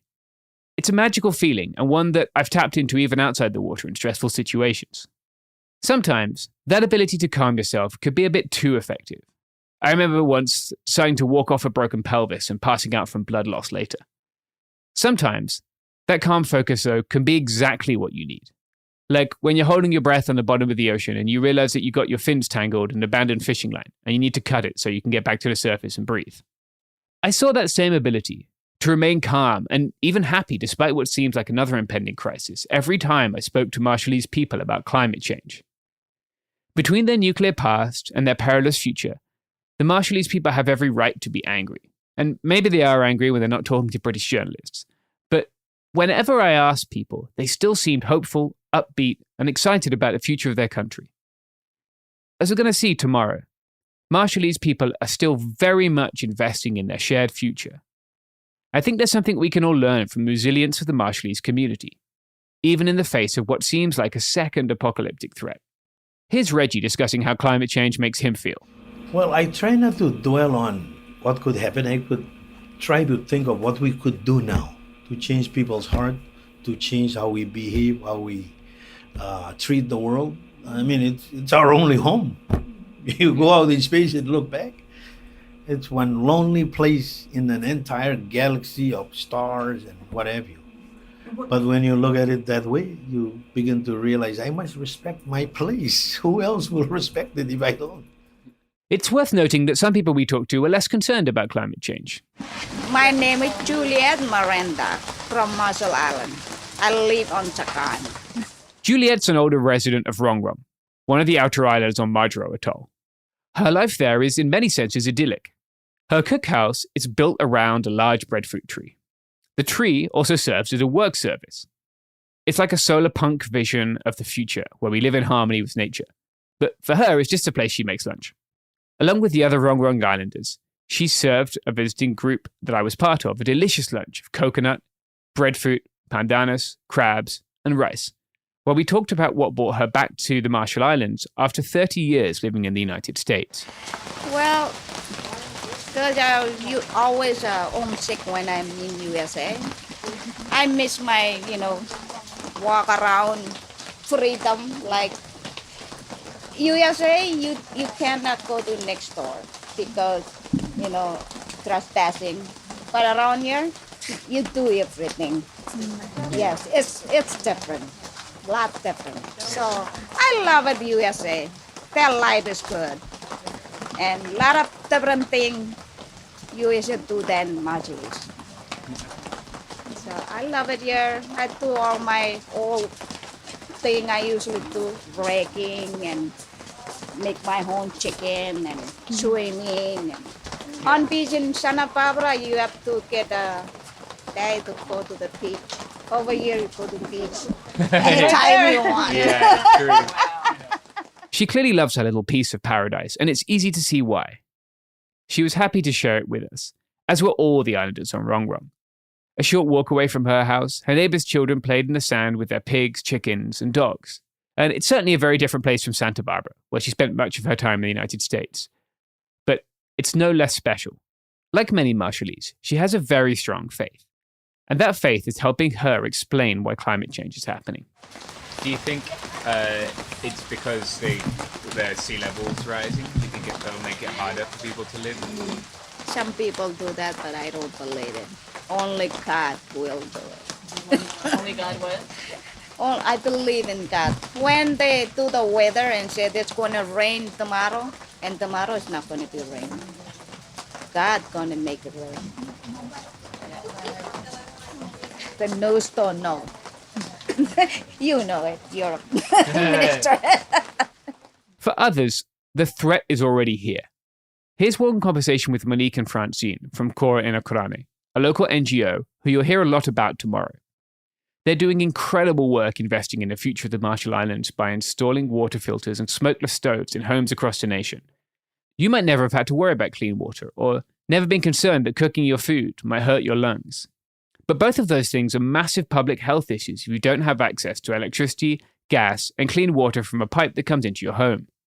One night, before dinner, we talked to them about climate change. The scientists are saying that you've got so many years until all the ice melts and affects us. So, we don't have mountains to run to. Like some places, they can just run to the mountains. We don't. Yeah. So. And it's Marshall Islands, Maldives, Kiribati, Tuvalu. We're at the front lines. Yeah. So you're also blessed that you get to see the Marshall Islands. Yeah, and really see firsthand what the possibility could be. The impact goes beyond the individual, though. When we heard from the Ministry of Health on the impact that climate change is already having on the well-being of Marshallese people, they reminded us that both the physical and mental health of residents has been affected. So, as the acting secretary said, my name is Nathan Carmen. I'm the climate change and health admin. Yeah. Well, first of all, welcome to the RMI. Very grateful that you're here to visit us. I think Michael Jackson said it best. If you want to see change in the world, you have to look in the mirror and do it yourself. So this is our climate change and health department. Climate impacts on health and well-being. Nathan went on to explain what that means, both in terms of mental health and in physical health, as mosquitoes and other disease vectors adapt to the changing climate and rising sea levels. i.e. communicable diseases and NCDs, reducing vulnerabilities with vector-borne diseases, and then improving mental health resilience. So the mental health resilience is a really key point. We have our seminar that's ongoing right now, in partnership with Joe Jigum, which lets the youth express how climate change makes them feel. And also involving the community and getting their feedback on, the climate issue is not just at a national level, it's mostly at the community level. All of these changes are hard to predict, but it's easy to see the impact climate change has already had. We spoke to the island's Environmental Protection Agency to get a sense of what that meant. My name is Moriana Phillip, and I'm the general manager here. As you can see, we're a very small organization with a very broad mandate. Anything environmental related, we are accountable to, and we're supposed to provide advice to the government and the Marshallese people about new issues that are coming up. And so, we're easily overwhelmed and outmatched. And then, you throw in climate change into the mix, and suddenly, I can't even imagine what the change is going to be like in the next 5 years or 10 years. It's hard for me to imagine. When I was a child, I used to go to the school over across the street. It's DES, it's a public school, and we would cross the road and swim from here all the way to Dalap and then cross the road and go home. This was all white sandy beach. Obviously that's not the case anymore. One way that the Marshallese community has responded to climate change is to take a position of leadership on mitigating carbon emissions. We heard about this all over the island, with solutions ranging from electric canoes to sailboats to a grid that runs on renewable energy. They've also taken leadership in how aid money is spent. Rather than just accepting the projects as funders suggest them, the RMI has been vocal in making sure that the unique challenges that they face are reflected with unique solutions that they propose. For example, they simply don't have the space for larger solar farms, even if they do have the funding. My name is Angeline Heine-Reimers. Other than being part of PIO, I'm also the director for the National Energy Office. And then I'd like to introduce you to Ben. He's the deputy director. So we're a very small office. It's newly created. It was developed in 2018. So we're trying to be creative, and we partnered with our local government in exchange, building them basketball courts. The reason why there's so many basketball courts is that we'll be installing rooftop, and on the rooftop, that's where we're going to be housing the solar, connecting it to the grid. And it's with this project, it took us, I think, more than a year, Ben, right, to went back and forth with our partner because they just wanted to go ahead and put on solar. Sometimes the scale of the programs larger countries use simply isn't a good fit for the Marshallese.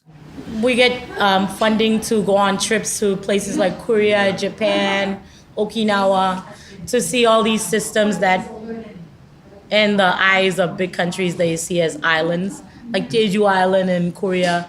But they're like so advanced compared to here. You go there and they have ocean thermal, and to us we're like, okay, what about our corals? That's where our reef fish lives in. Do we have to get rid of our corals? Maybe we should rethink of that. Or they also make sure to incorporate traditional methods and their culture along with their modern solutions. I wanted to ask more about the electric canoes that you had there. They're really cool. I'm interested to know, well, Jeremy, I really like that you were incorporating the traditional ways into your way of moving forward, sort of ignoring them or trying other things. Was that something that the electric canoe, was that something that was dreamed up here at WAM? And can you talk about how close it is to completion, how much fuel it might save? Ben, do you want to start with how we came up with the idea for the, and then where we are at in it? Yeah. So WAM started the initiative of the boat building, and they wanted to. It strictly started with WAM. We had no idea about that project, but initially they got a project from a donor for boat building where they would modernize these traditional canoes just to make modifications to it, make the hull bigger for catching fish or just whatnot. And then out of the blue, the director for WAM said, hey, what if we put solar on this boat?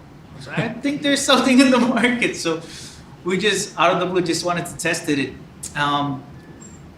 Unfortunately, when we purchased the motor and they want to start the testing, WAM burnt down. And the motor burnt down with it. But they did a few runs in the lagoon with it, and it was really awesome. I wrote on it. At one point, they started using wind, and the wind died down. Turned on the motor, and they started using the motor, and the wind picked up. They turned off the motor. It was really awesome. Yeah. But we, NEO, the director wanted to procure another one, so we procured another one with our own funds. So it's on its way, and should be here very shortly to do some real testing. Nice. But we also partnered with WAM. Because of that, just pilot project, we saw the need to build more of the similar kind canoes. So we asked another donor if we can use their funding to fund the second phase of that project. So right now they've been approved, and they're building an additional 18 more canoes for each island. And so the process is they bring in these boat builders from the outer islands. They train them how they build these new style canoes with modern technology, and then they ship it back out. One success story without the motor is in the atoll of Likiep. They completely stopped using their motorized boat because they're 100% using the canoe. Oh, wow. And the canoe can carry up to a ton. So they've been carrying copra from one islet to another back and forth with the canoe. And they said they'd saved so much money that they decided to do a fishing tournament at their outer island from the money they saved on fuel. Here's Reggie talking about how he sees his role in combating climate change.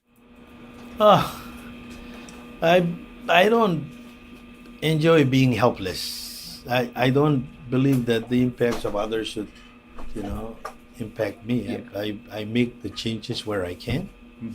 I try to behave in a manner that is not detrimental to the earth, and I preach that to my kids, and hopefully the compounding effect, or it will grow exponentially from them to other ambassadors to spread the word that we need to do something.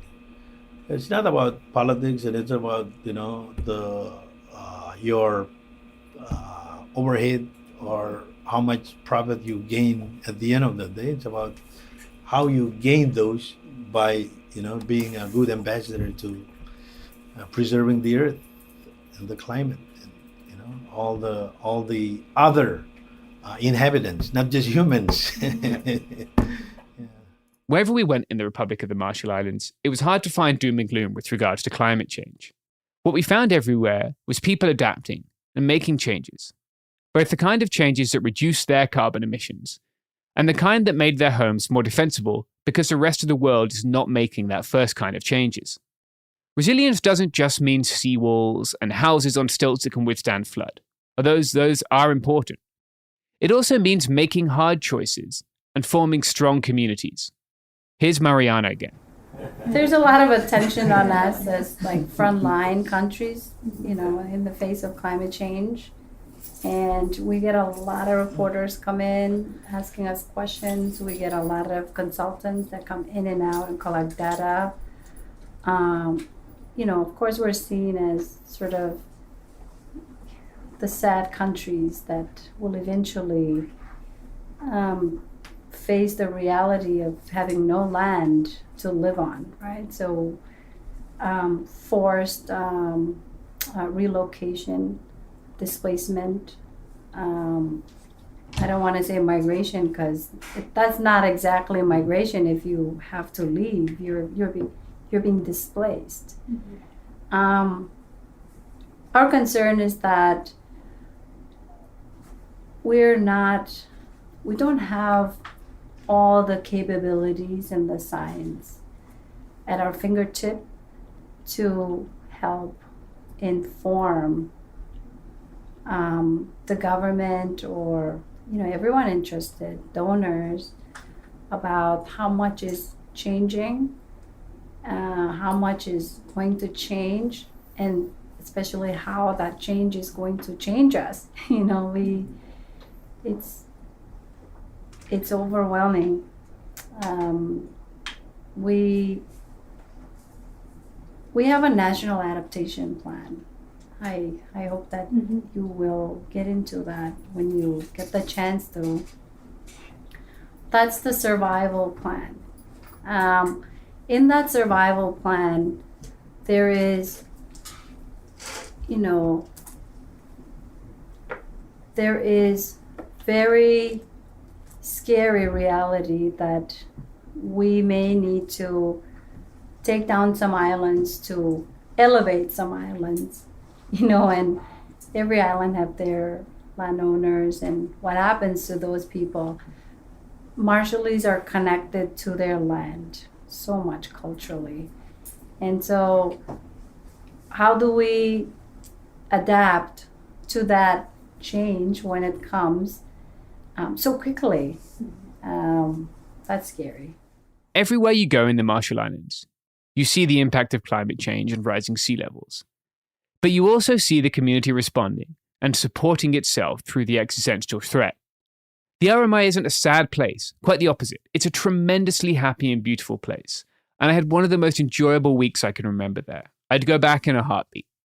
But the joy with which people approach every day doesn't mean they aren't concerned, and it certainly doesn't mean they're not worthy of our concern.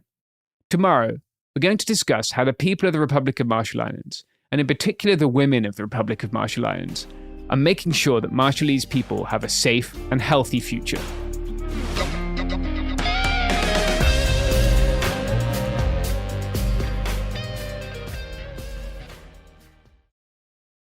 Support for the show comes from Public, the investing platform for those who take it seriously. On Public, you can build a multi-asset portfolio of stocks, bonds, options, crypto, and now generated assets, which allow you to turn any idea into an investable index with AI. It all starts with your prompt. From renewable energy companies with high free cash flow to semiconductor suppliers growing revenue over 20% year over year, you can literally type any prompt and put the AI to work. It screens thousands of stocks, builds a one-of-a-kind index, and lets you backtest it against the S&P 500. Then you can invest in a few clicks. Generated assets are like ETFs with infinite possibilities, completely customizable and based on your thesis, not someone else's. Go to public.com/podcast and earn an uncapped 1% bonus when you transfer your portfolio. That's public.com/podcast. Paid for by Public Investing. Brokerage services by Open to the Public Investing Inc. Member FINRA and SIPC. Advisory services by Public Advisors LLC, SEC registered advisor. Generated assets is an interactive analysis tool. Output is for informational purposes only and is not an investment recommendation or advice. Complete disclosures available at public.com/disclosures.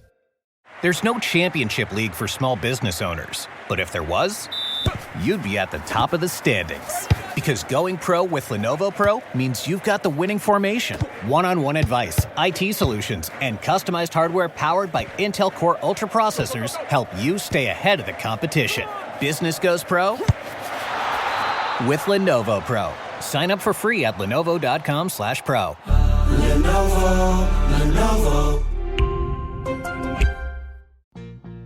Life gets messy. Spills, stains, pet accidents, and kid chaos. But with Anabe, cleaning up is easy.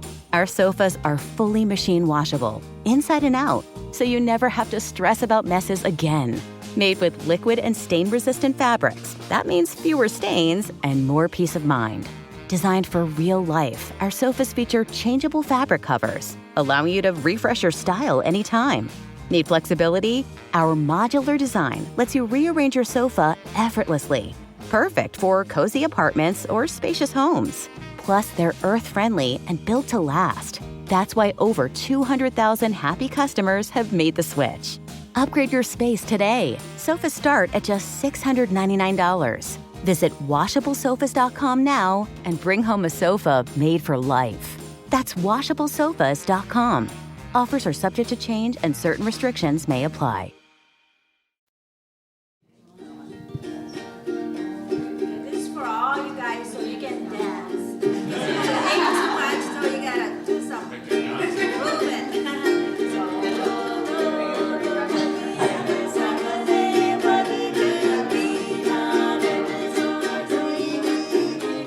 Twice in the week I spent on Majuro, I didn't get to sleep until after midnight because the hotel's event space was about 8 feet from my pillow, and someone in that event space was having an absolute rager. Before trying and failing to go to sleep, I chatted with some folks who were at the party to see what was going on. The first night was a first birthday party. Infant mortality has been so high in this area in the past that children making it through the first year of their life was a cause for massive celebration. It was rather sweet to see adults enjoying such a good time around a 1-year-old who had no idea what was going on. The next party, a few days later, was no less festive, but for a much more somber reason. It was a celebration to remember an 8-year-old girl who died exactly 1 year before. People showed me her photo, and despite my condolences, they assured me that it wasn't a sad affair. I don't want to make this series a sad affair either, because despite the incredible challenges they have faced, Marshallese people have persevered.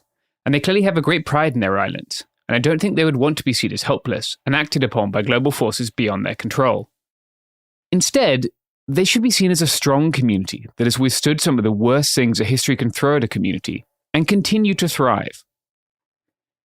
As we spoke about yesterday, they're taking huge steps to ensure that they lead the way on sustainable development. They're also ensuring their future in other ways, Some of those might not be as shiny and glitzy as solar power grids or canoes powered by the sun, but which have made a huge difference to the residents of the country, particularly in the outer atolls.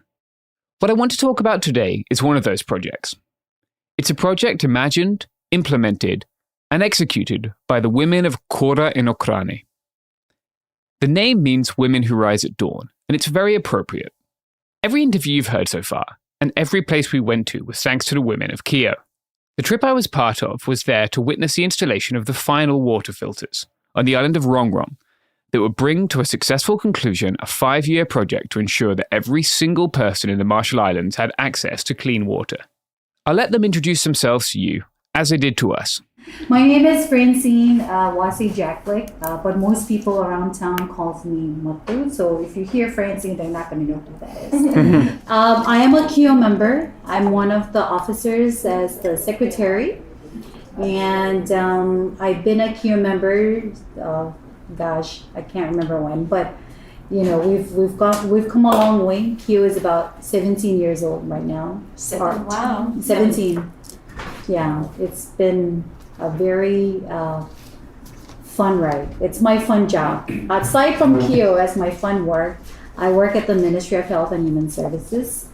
My permanent position is the Deputy Secretary, overseeing Office of Health Planning, Policy Preparedness, Personnel, and Epidemiology.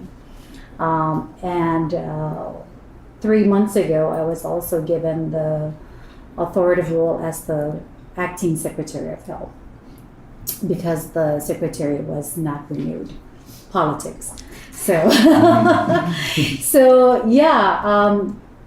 KIO is KIO, Kora Inokrane, and we're very happy because our founder is here, and it's Monique. So we'll do introduction and then we'll go into the agenda. Is that okay? Sounds good. Yeah. Okay, so I will hand it to the back, which is our founder, Monique. So Monique, go ahead.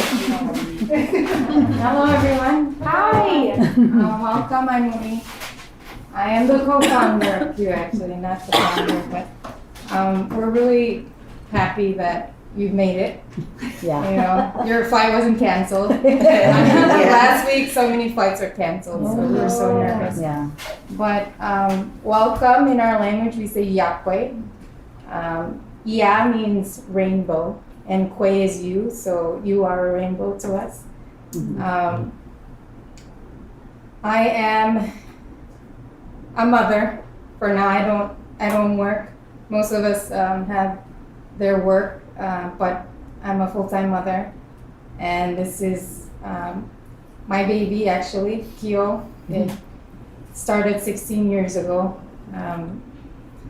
Myself 17. and a friend, we were in school on the East Coast, and we graduated, and we all came back. And, you know, we were raised with this mentality to give back. We have lots of Marshallese proverbs.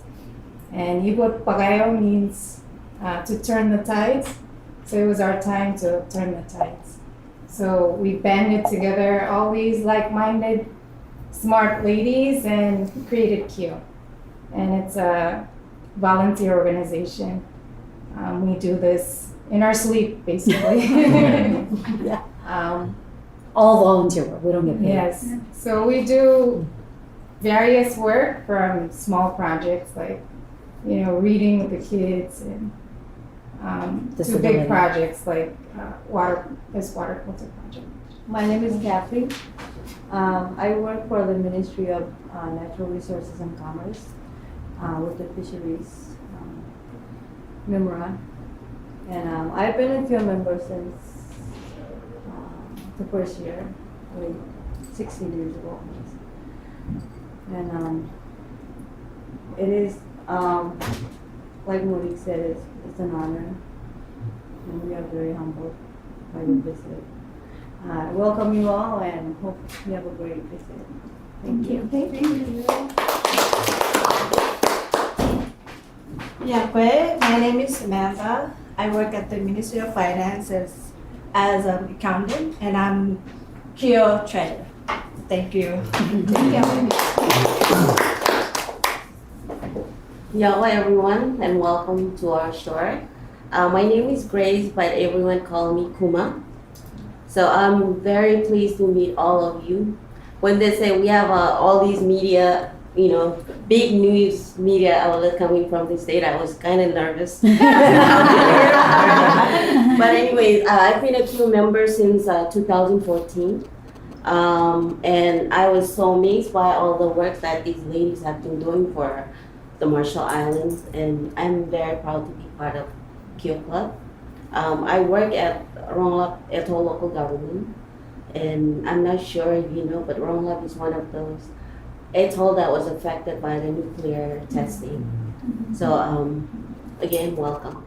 Kia worked with Sawyer, the people who make the ubiquitous water filter, which is a favorite for thru hikers and other outdoors people, to provide a water filtration system that allows Marshallese people to filter the rainwater they collect and remove harmful bacteria that can cause diarrhea and vomiting.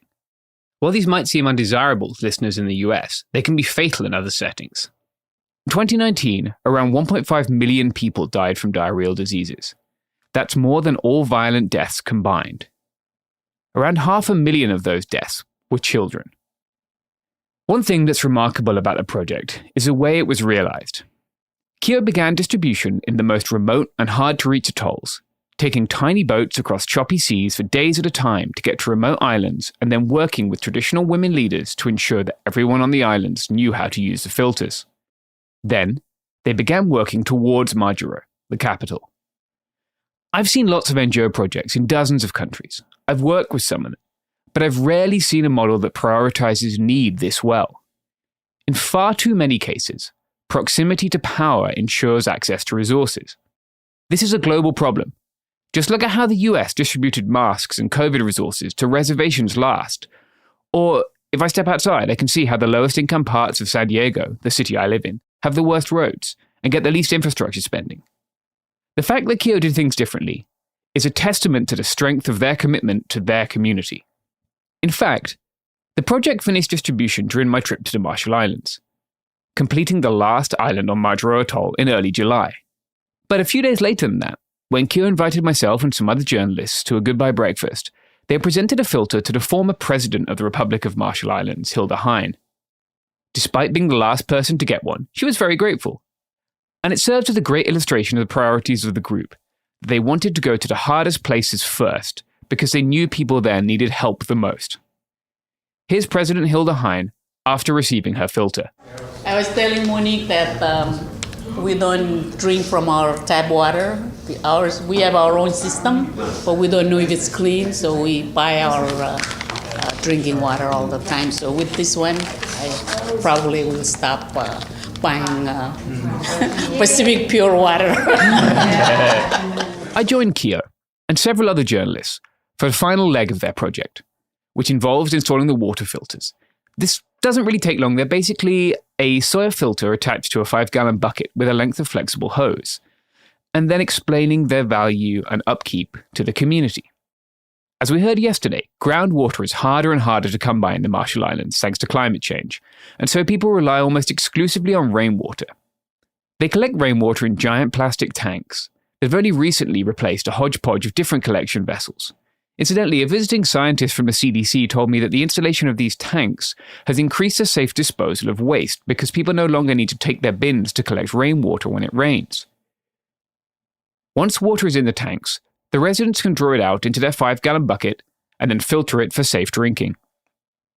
The Sawyer filter system may seem very simple, and it is, but that's what makes it a perfect solution here. A complicated electric filter or one that relied on pipe water pressure or had a ton of moving parts would require constant maintenance, which is hard given the long journey to the outer islands. In my career in journalism and in nonprofit, I've seen countless well-intentioned aid projects completely fail to consider the need for sustainability and become useless oddities in a few years.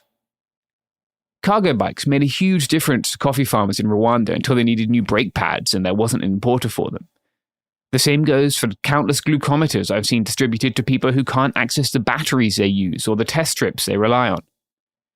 This won't happen in the Marshall Islands, in part because the project was led by the community itself and not by outside nonprofits looking to maximize donation dollars or media opportunities. And in part because the only maintenance a soil filter needs is a backflush of the filtered water that it makes.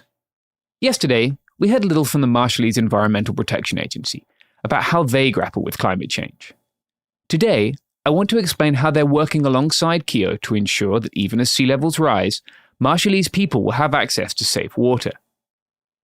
The Marshallese EPA works to ensure that the water in people's tanks isn't contaminated, and the filters that Keough provided work to make sure that even if it is, people won't get sick. They often travel to the outer islands together to reduce the cost, sharing a small boat. It's a rare example of a non-profit and a government working together without competing or doing the same thing twice. At first, Mariana explained, people weren't sure that such a tiny filter could make such a big difference. So Keough worked with the EPA to use a visual test for microbial activity to show people how effective it was. Here she is explaining how the EPA helped Keough build trust in the efficacy of the soil filters. When Sawyers and Keough approached us with the filters, before that, a lot of people were already asking us, so can we trust this? Can you do a test in your lab to tell us and confirm that this is, as good as they claim it to be? Doing the test allowed the EPA to help Keough get greater uptake for their filters, and allowed Keough to help the EPA achieve one of its mandated goals. And so when we produce these very visual, like quanta or quanti trays, that the experts will get into it, but when we produce them and show a visual contrast between the water before the filter and then the water before the after the filtration, it was amazing. Like it's so clean, and we make decisions based on science, and that's science right there. And so we use that visual photograph outside of that meeting to show people. We're not going to get into the microbials of whatever. This is the difference. The water before the filter and then after. And so we're just really happy that Keough was able to include us. This is one of our mandates, but we are never resourced that way to, do all of the things that we want to do to address water quality issues. Of course, it's impossible to deal with a water issue in isolation. Everything in the Marshall Islands, and really anywhere else where you're paying attention, has to take into account the impact of climate change and how communities are going to survive when faced with an increasingly hostile home planet. Mariana explained how access to clean water helps make the community in the Marshall Islands even more resilient. Well, if you're trying to survive, the last thing you want to worry about is an outbreak of diarrhea or hepatitis A or waterborne diseases that are preventable. And so clean water, you're much more better as a community if you can thrive and on clean water. It's as simple as that. Water is life.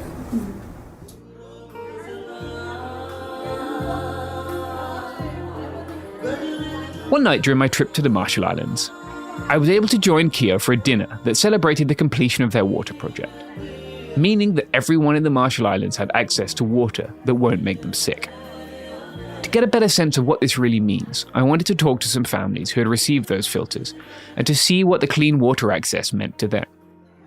We've all heard that water is life, and that was a slogan used for Keough's project. It's difficult to appreciate that if you live in a place where you can just turn on a tap and have access to clean, safe water whenever you want. When Keough made their posters for that dinner, they included a photo of a little girl on Arno Island who had been one of the first to receive their filters, happily drinking from a jar of clean water. That was back in 2018. Since then, they thought they'd heard the terrible news that she'd died. But just before the dinner, they found out she hadn't, and so they invited her to join the celebration. I was able to sit down with her mother, and other recipients of the filters for a quick interview via translator on the tiny island of Boken Boten. So They never filtered their water before. They would drink straight from the water wells or the water catchments. Sometimes, she said, people would get sick. We also spoke to Anidi, a resident of Rong Rong, on the day that she got her filter. Francine helped to translate her responses. Thank you. Yeah. Okay. But she had heard about that there was going to be filters coming to the island. When she first heard, she thought the filters were going to go directly to the water tanks. And now that it's more accessible, it's like she saw this bucket, she's happy. It's better. It's better. Okay. Yeah. Yeah. Recently, there had been an outbreak of diarrhea around the atoll, so this was a welcome relief. So she had heard that there was uptick of cases in Majuro, the capital. And when she had first learned about it, she was scared and worried. But to hear that there's folks coming here to the island to check on the water, it made them feel a little bit more, at ease. Yeah. The family from Arno, who had travelled a long way on a small boat to meet us, were looking forward to getting back to their home. Life on the outer atolls isn't easy, but it's not one they want to walk away from. With the threat of climate change already putting their home in peril, having access to clean water must be a welcome relief. I asked if they preferred life here on the capital atoll or back home. Yeah, she says life in the outer islands is better. There's more space, more freedom to move around for the kids. There are things she'd like to change, of course, but mostly her concern was preserving their little piece of paradise for future generations. She'd like her kids to be able to enjoy access to clean water, whether it be through more water catchments that are being available to the family, and also electricity, as you mentioned, perhaps with the generator, stuff like that, to make life more easier in the outer islands.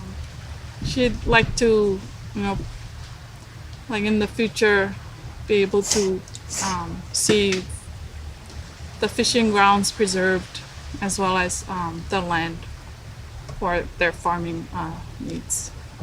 The way Kio works with local communities, because they're from local communities, enables them to be much more effective than a non-profit which comes from outside the community. On Rong Rong, they joked and laughed with local women. Monique's husband comes from the island, so they were already welcome.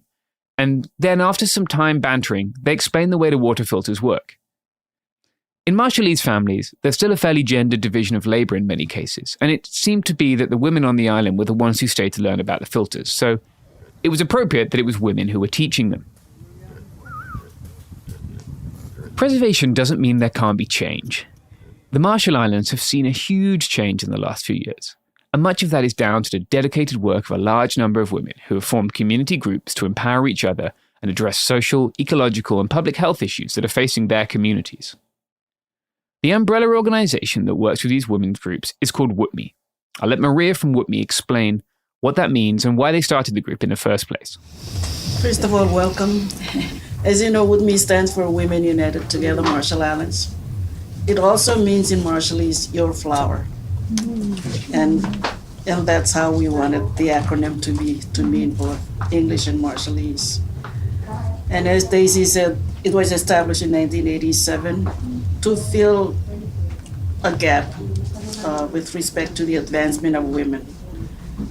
In 1975, there was the Decade for Women, UN Decade for Women, and there were two conferences that took place, and there were a lot of issues that came about in those two meetings. They were dealing with domestic violence, alcohol abuse, suicide of the youth, other problems, child abuse and neglect. So from those, women started to meet, at least some women started to talk about this, because there were no representatives of women in the decision-making bodies, whether at the local government levels or at the national level. So that's, and we got the support of our traditional women leaders. WUTMI works alongside traditional leaders and not around them.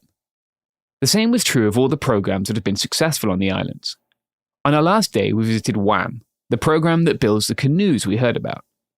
Although the program was founded to preserve the cultural heritage of the islands and their unique seafaring technologies, some of which are only just being replicated in modern craft in Europe and the USA, it also responded to a need that the community had. In this case, that need was education. So we are a training program for at-risk young men and women of the Marshall Islands. It started out as a project. Back in the 80s, one of our co-founder of this program, the museum contracted him to go through various islands in the Republic. And you're talking about back in the 80s, and we were losing our designs fast. People were coming to Majuro or going to the States or just going off island due to many reasons. And because of that, they wanted to capture that uniqueness of each design. But when he was going through from one atoll to another, he noticed that there were a lot of young kids not going to school. So I'm not sure if you're aware of it, but throughout the Republic, there's only about 4 or 5 high schools, and most of them are boarding schools. So for example, I grew up in Jeluit, and in that atoll, there's a boarding high school, and then it caters to about 6 or 7 other islands. So parents have no choice but to send their kids. If they want to go beyond 8th grade, you have to leave home and go to these boarding schools. In addition to offering a skill set and an education, the program has counselors in mental health and addiction. They teach young men and women maths, literacy, and how to build the canoes, but they also empower them in creating the sustainable alternative transport method that will be vital in building a sustainable future for their home. Likewise, WUTMI's approach is based on listening to people. Women chiefs, we let them know what we'll be doing and what would they want us to do. And we ask them to talk with their, because these women chiefs are owning some of the neighboring islands and they know their people and do need assistance so they can understand what their needs are, because all the neighboring islands are different needs. They make an effort to tie their efforts to traditional Marshallese principles, and in doing so, they keep their culture alive. So being together and getting this, the other thing that WUTMI has done, which is connect our being to our culture. Being a matrilineal society, we have different sayings or traditional roles of women. Mm-hmm. Yeah. And then we have the domestic violence one is called Wedo in Meur. Wedo meaning it's a land parcel. Meur means to be alive, to live and not to be killed as opposed to being abused. Mm-hmm. So Wedo in Meur is somewhere you go to and you're able to live freely or you're not being, you're well protected. Mm-hmm. So in all our conferences, we do use these traditional, so that it's something that it's not new, mm-hmm. It's traditional. So they cannot say, you cannot do that because it's a tradition, mm-hmm. And we keep the culture alive through that way as well. Mm-hmm.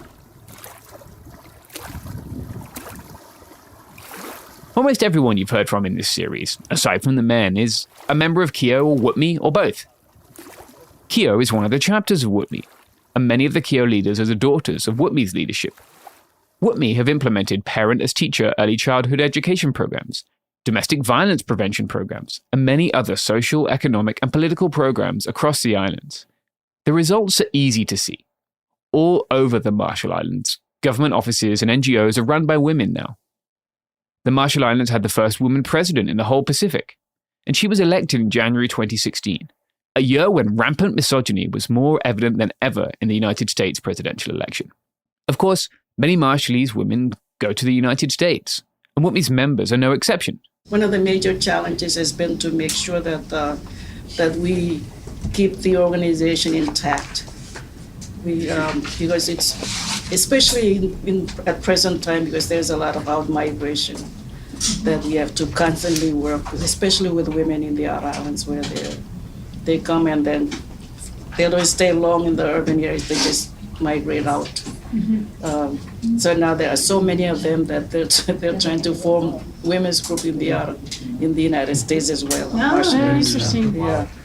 So we they come and visit us, and we communicate with them occasionally, sharing information or other issues, because what issues they experience here, they also experience in the United States. Yeah. And so they need to be aware of how we're trying to deal with those. But many women also go to the US for their education and then return to be part of their community and help lift their community up. Now, thanks to WUPMI's hard work and the government's efforts, women don't have to leave to get these skills. The Energy Department has trained women on outer islands, for example, to fix their own power grids. Yeah, so we're kind of all over the place. At one time, we went and actually trained a community of all women. Like, we had to include men to allow women to be part of the training. And we have 9 women that graduated, certified trainers.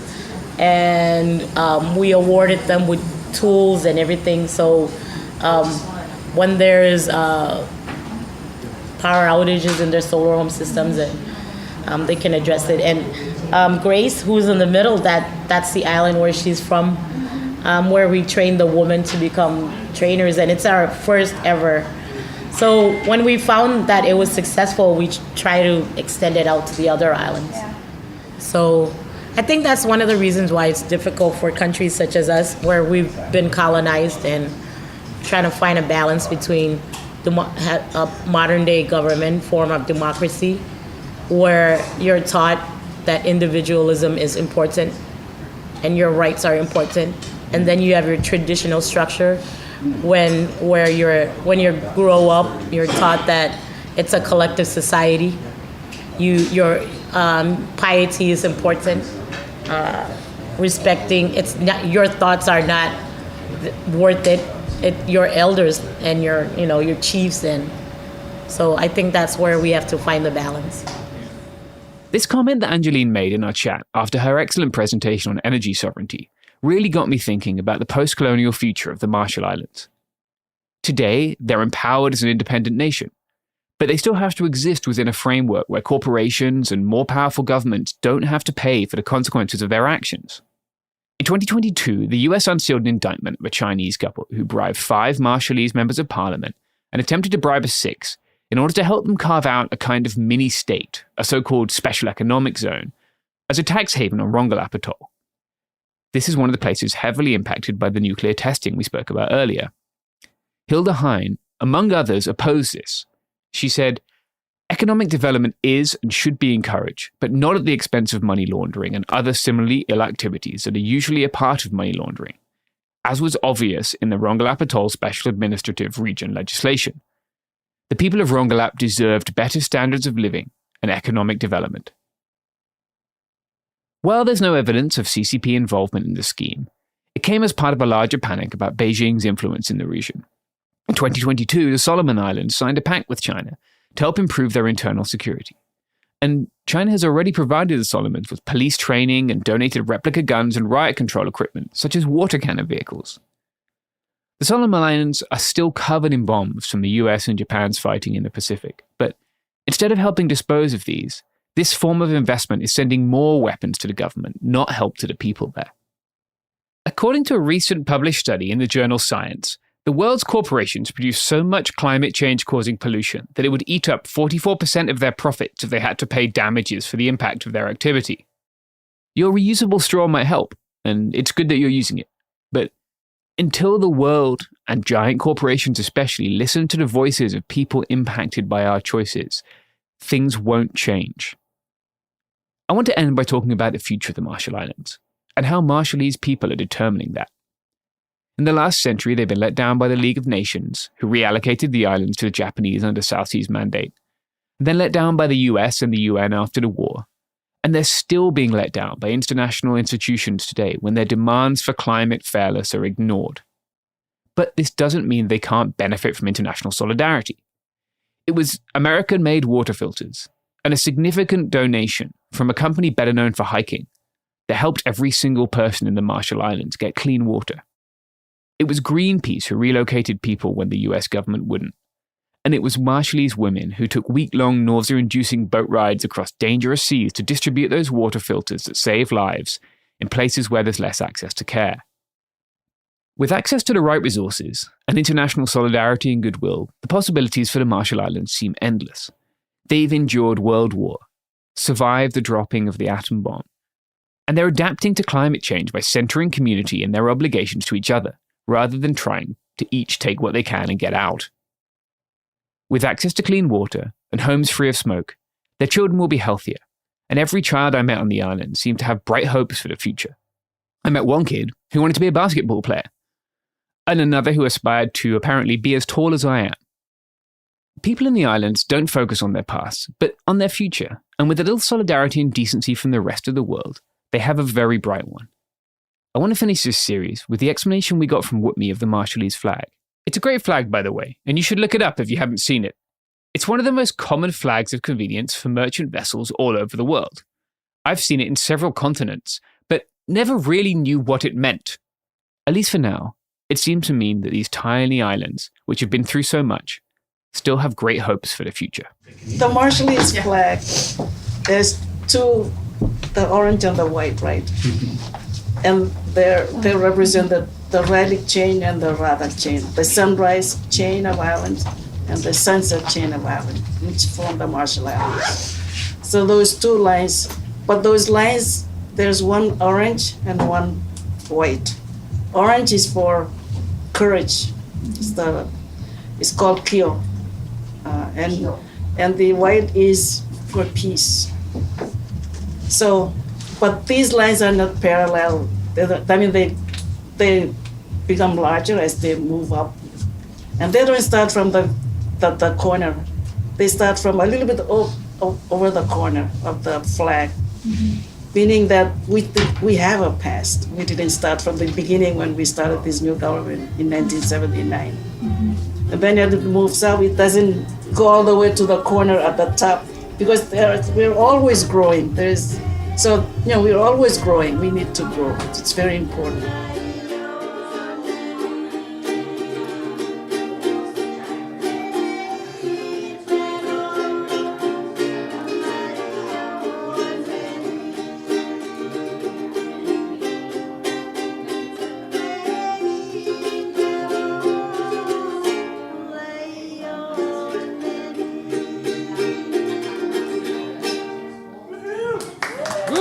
Hey, we'll be back Monday with more episodes every week from now until the heat death of the universe.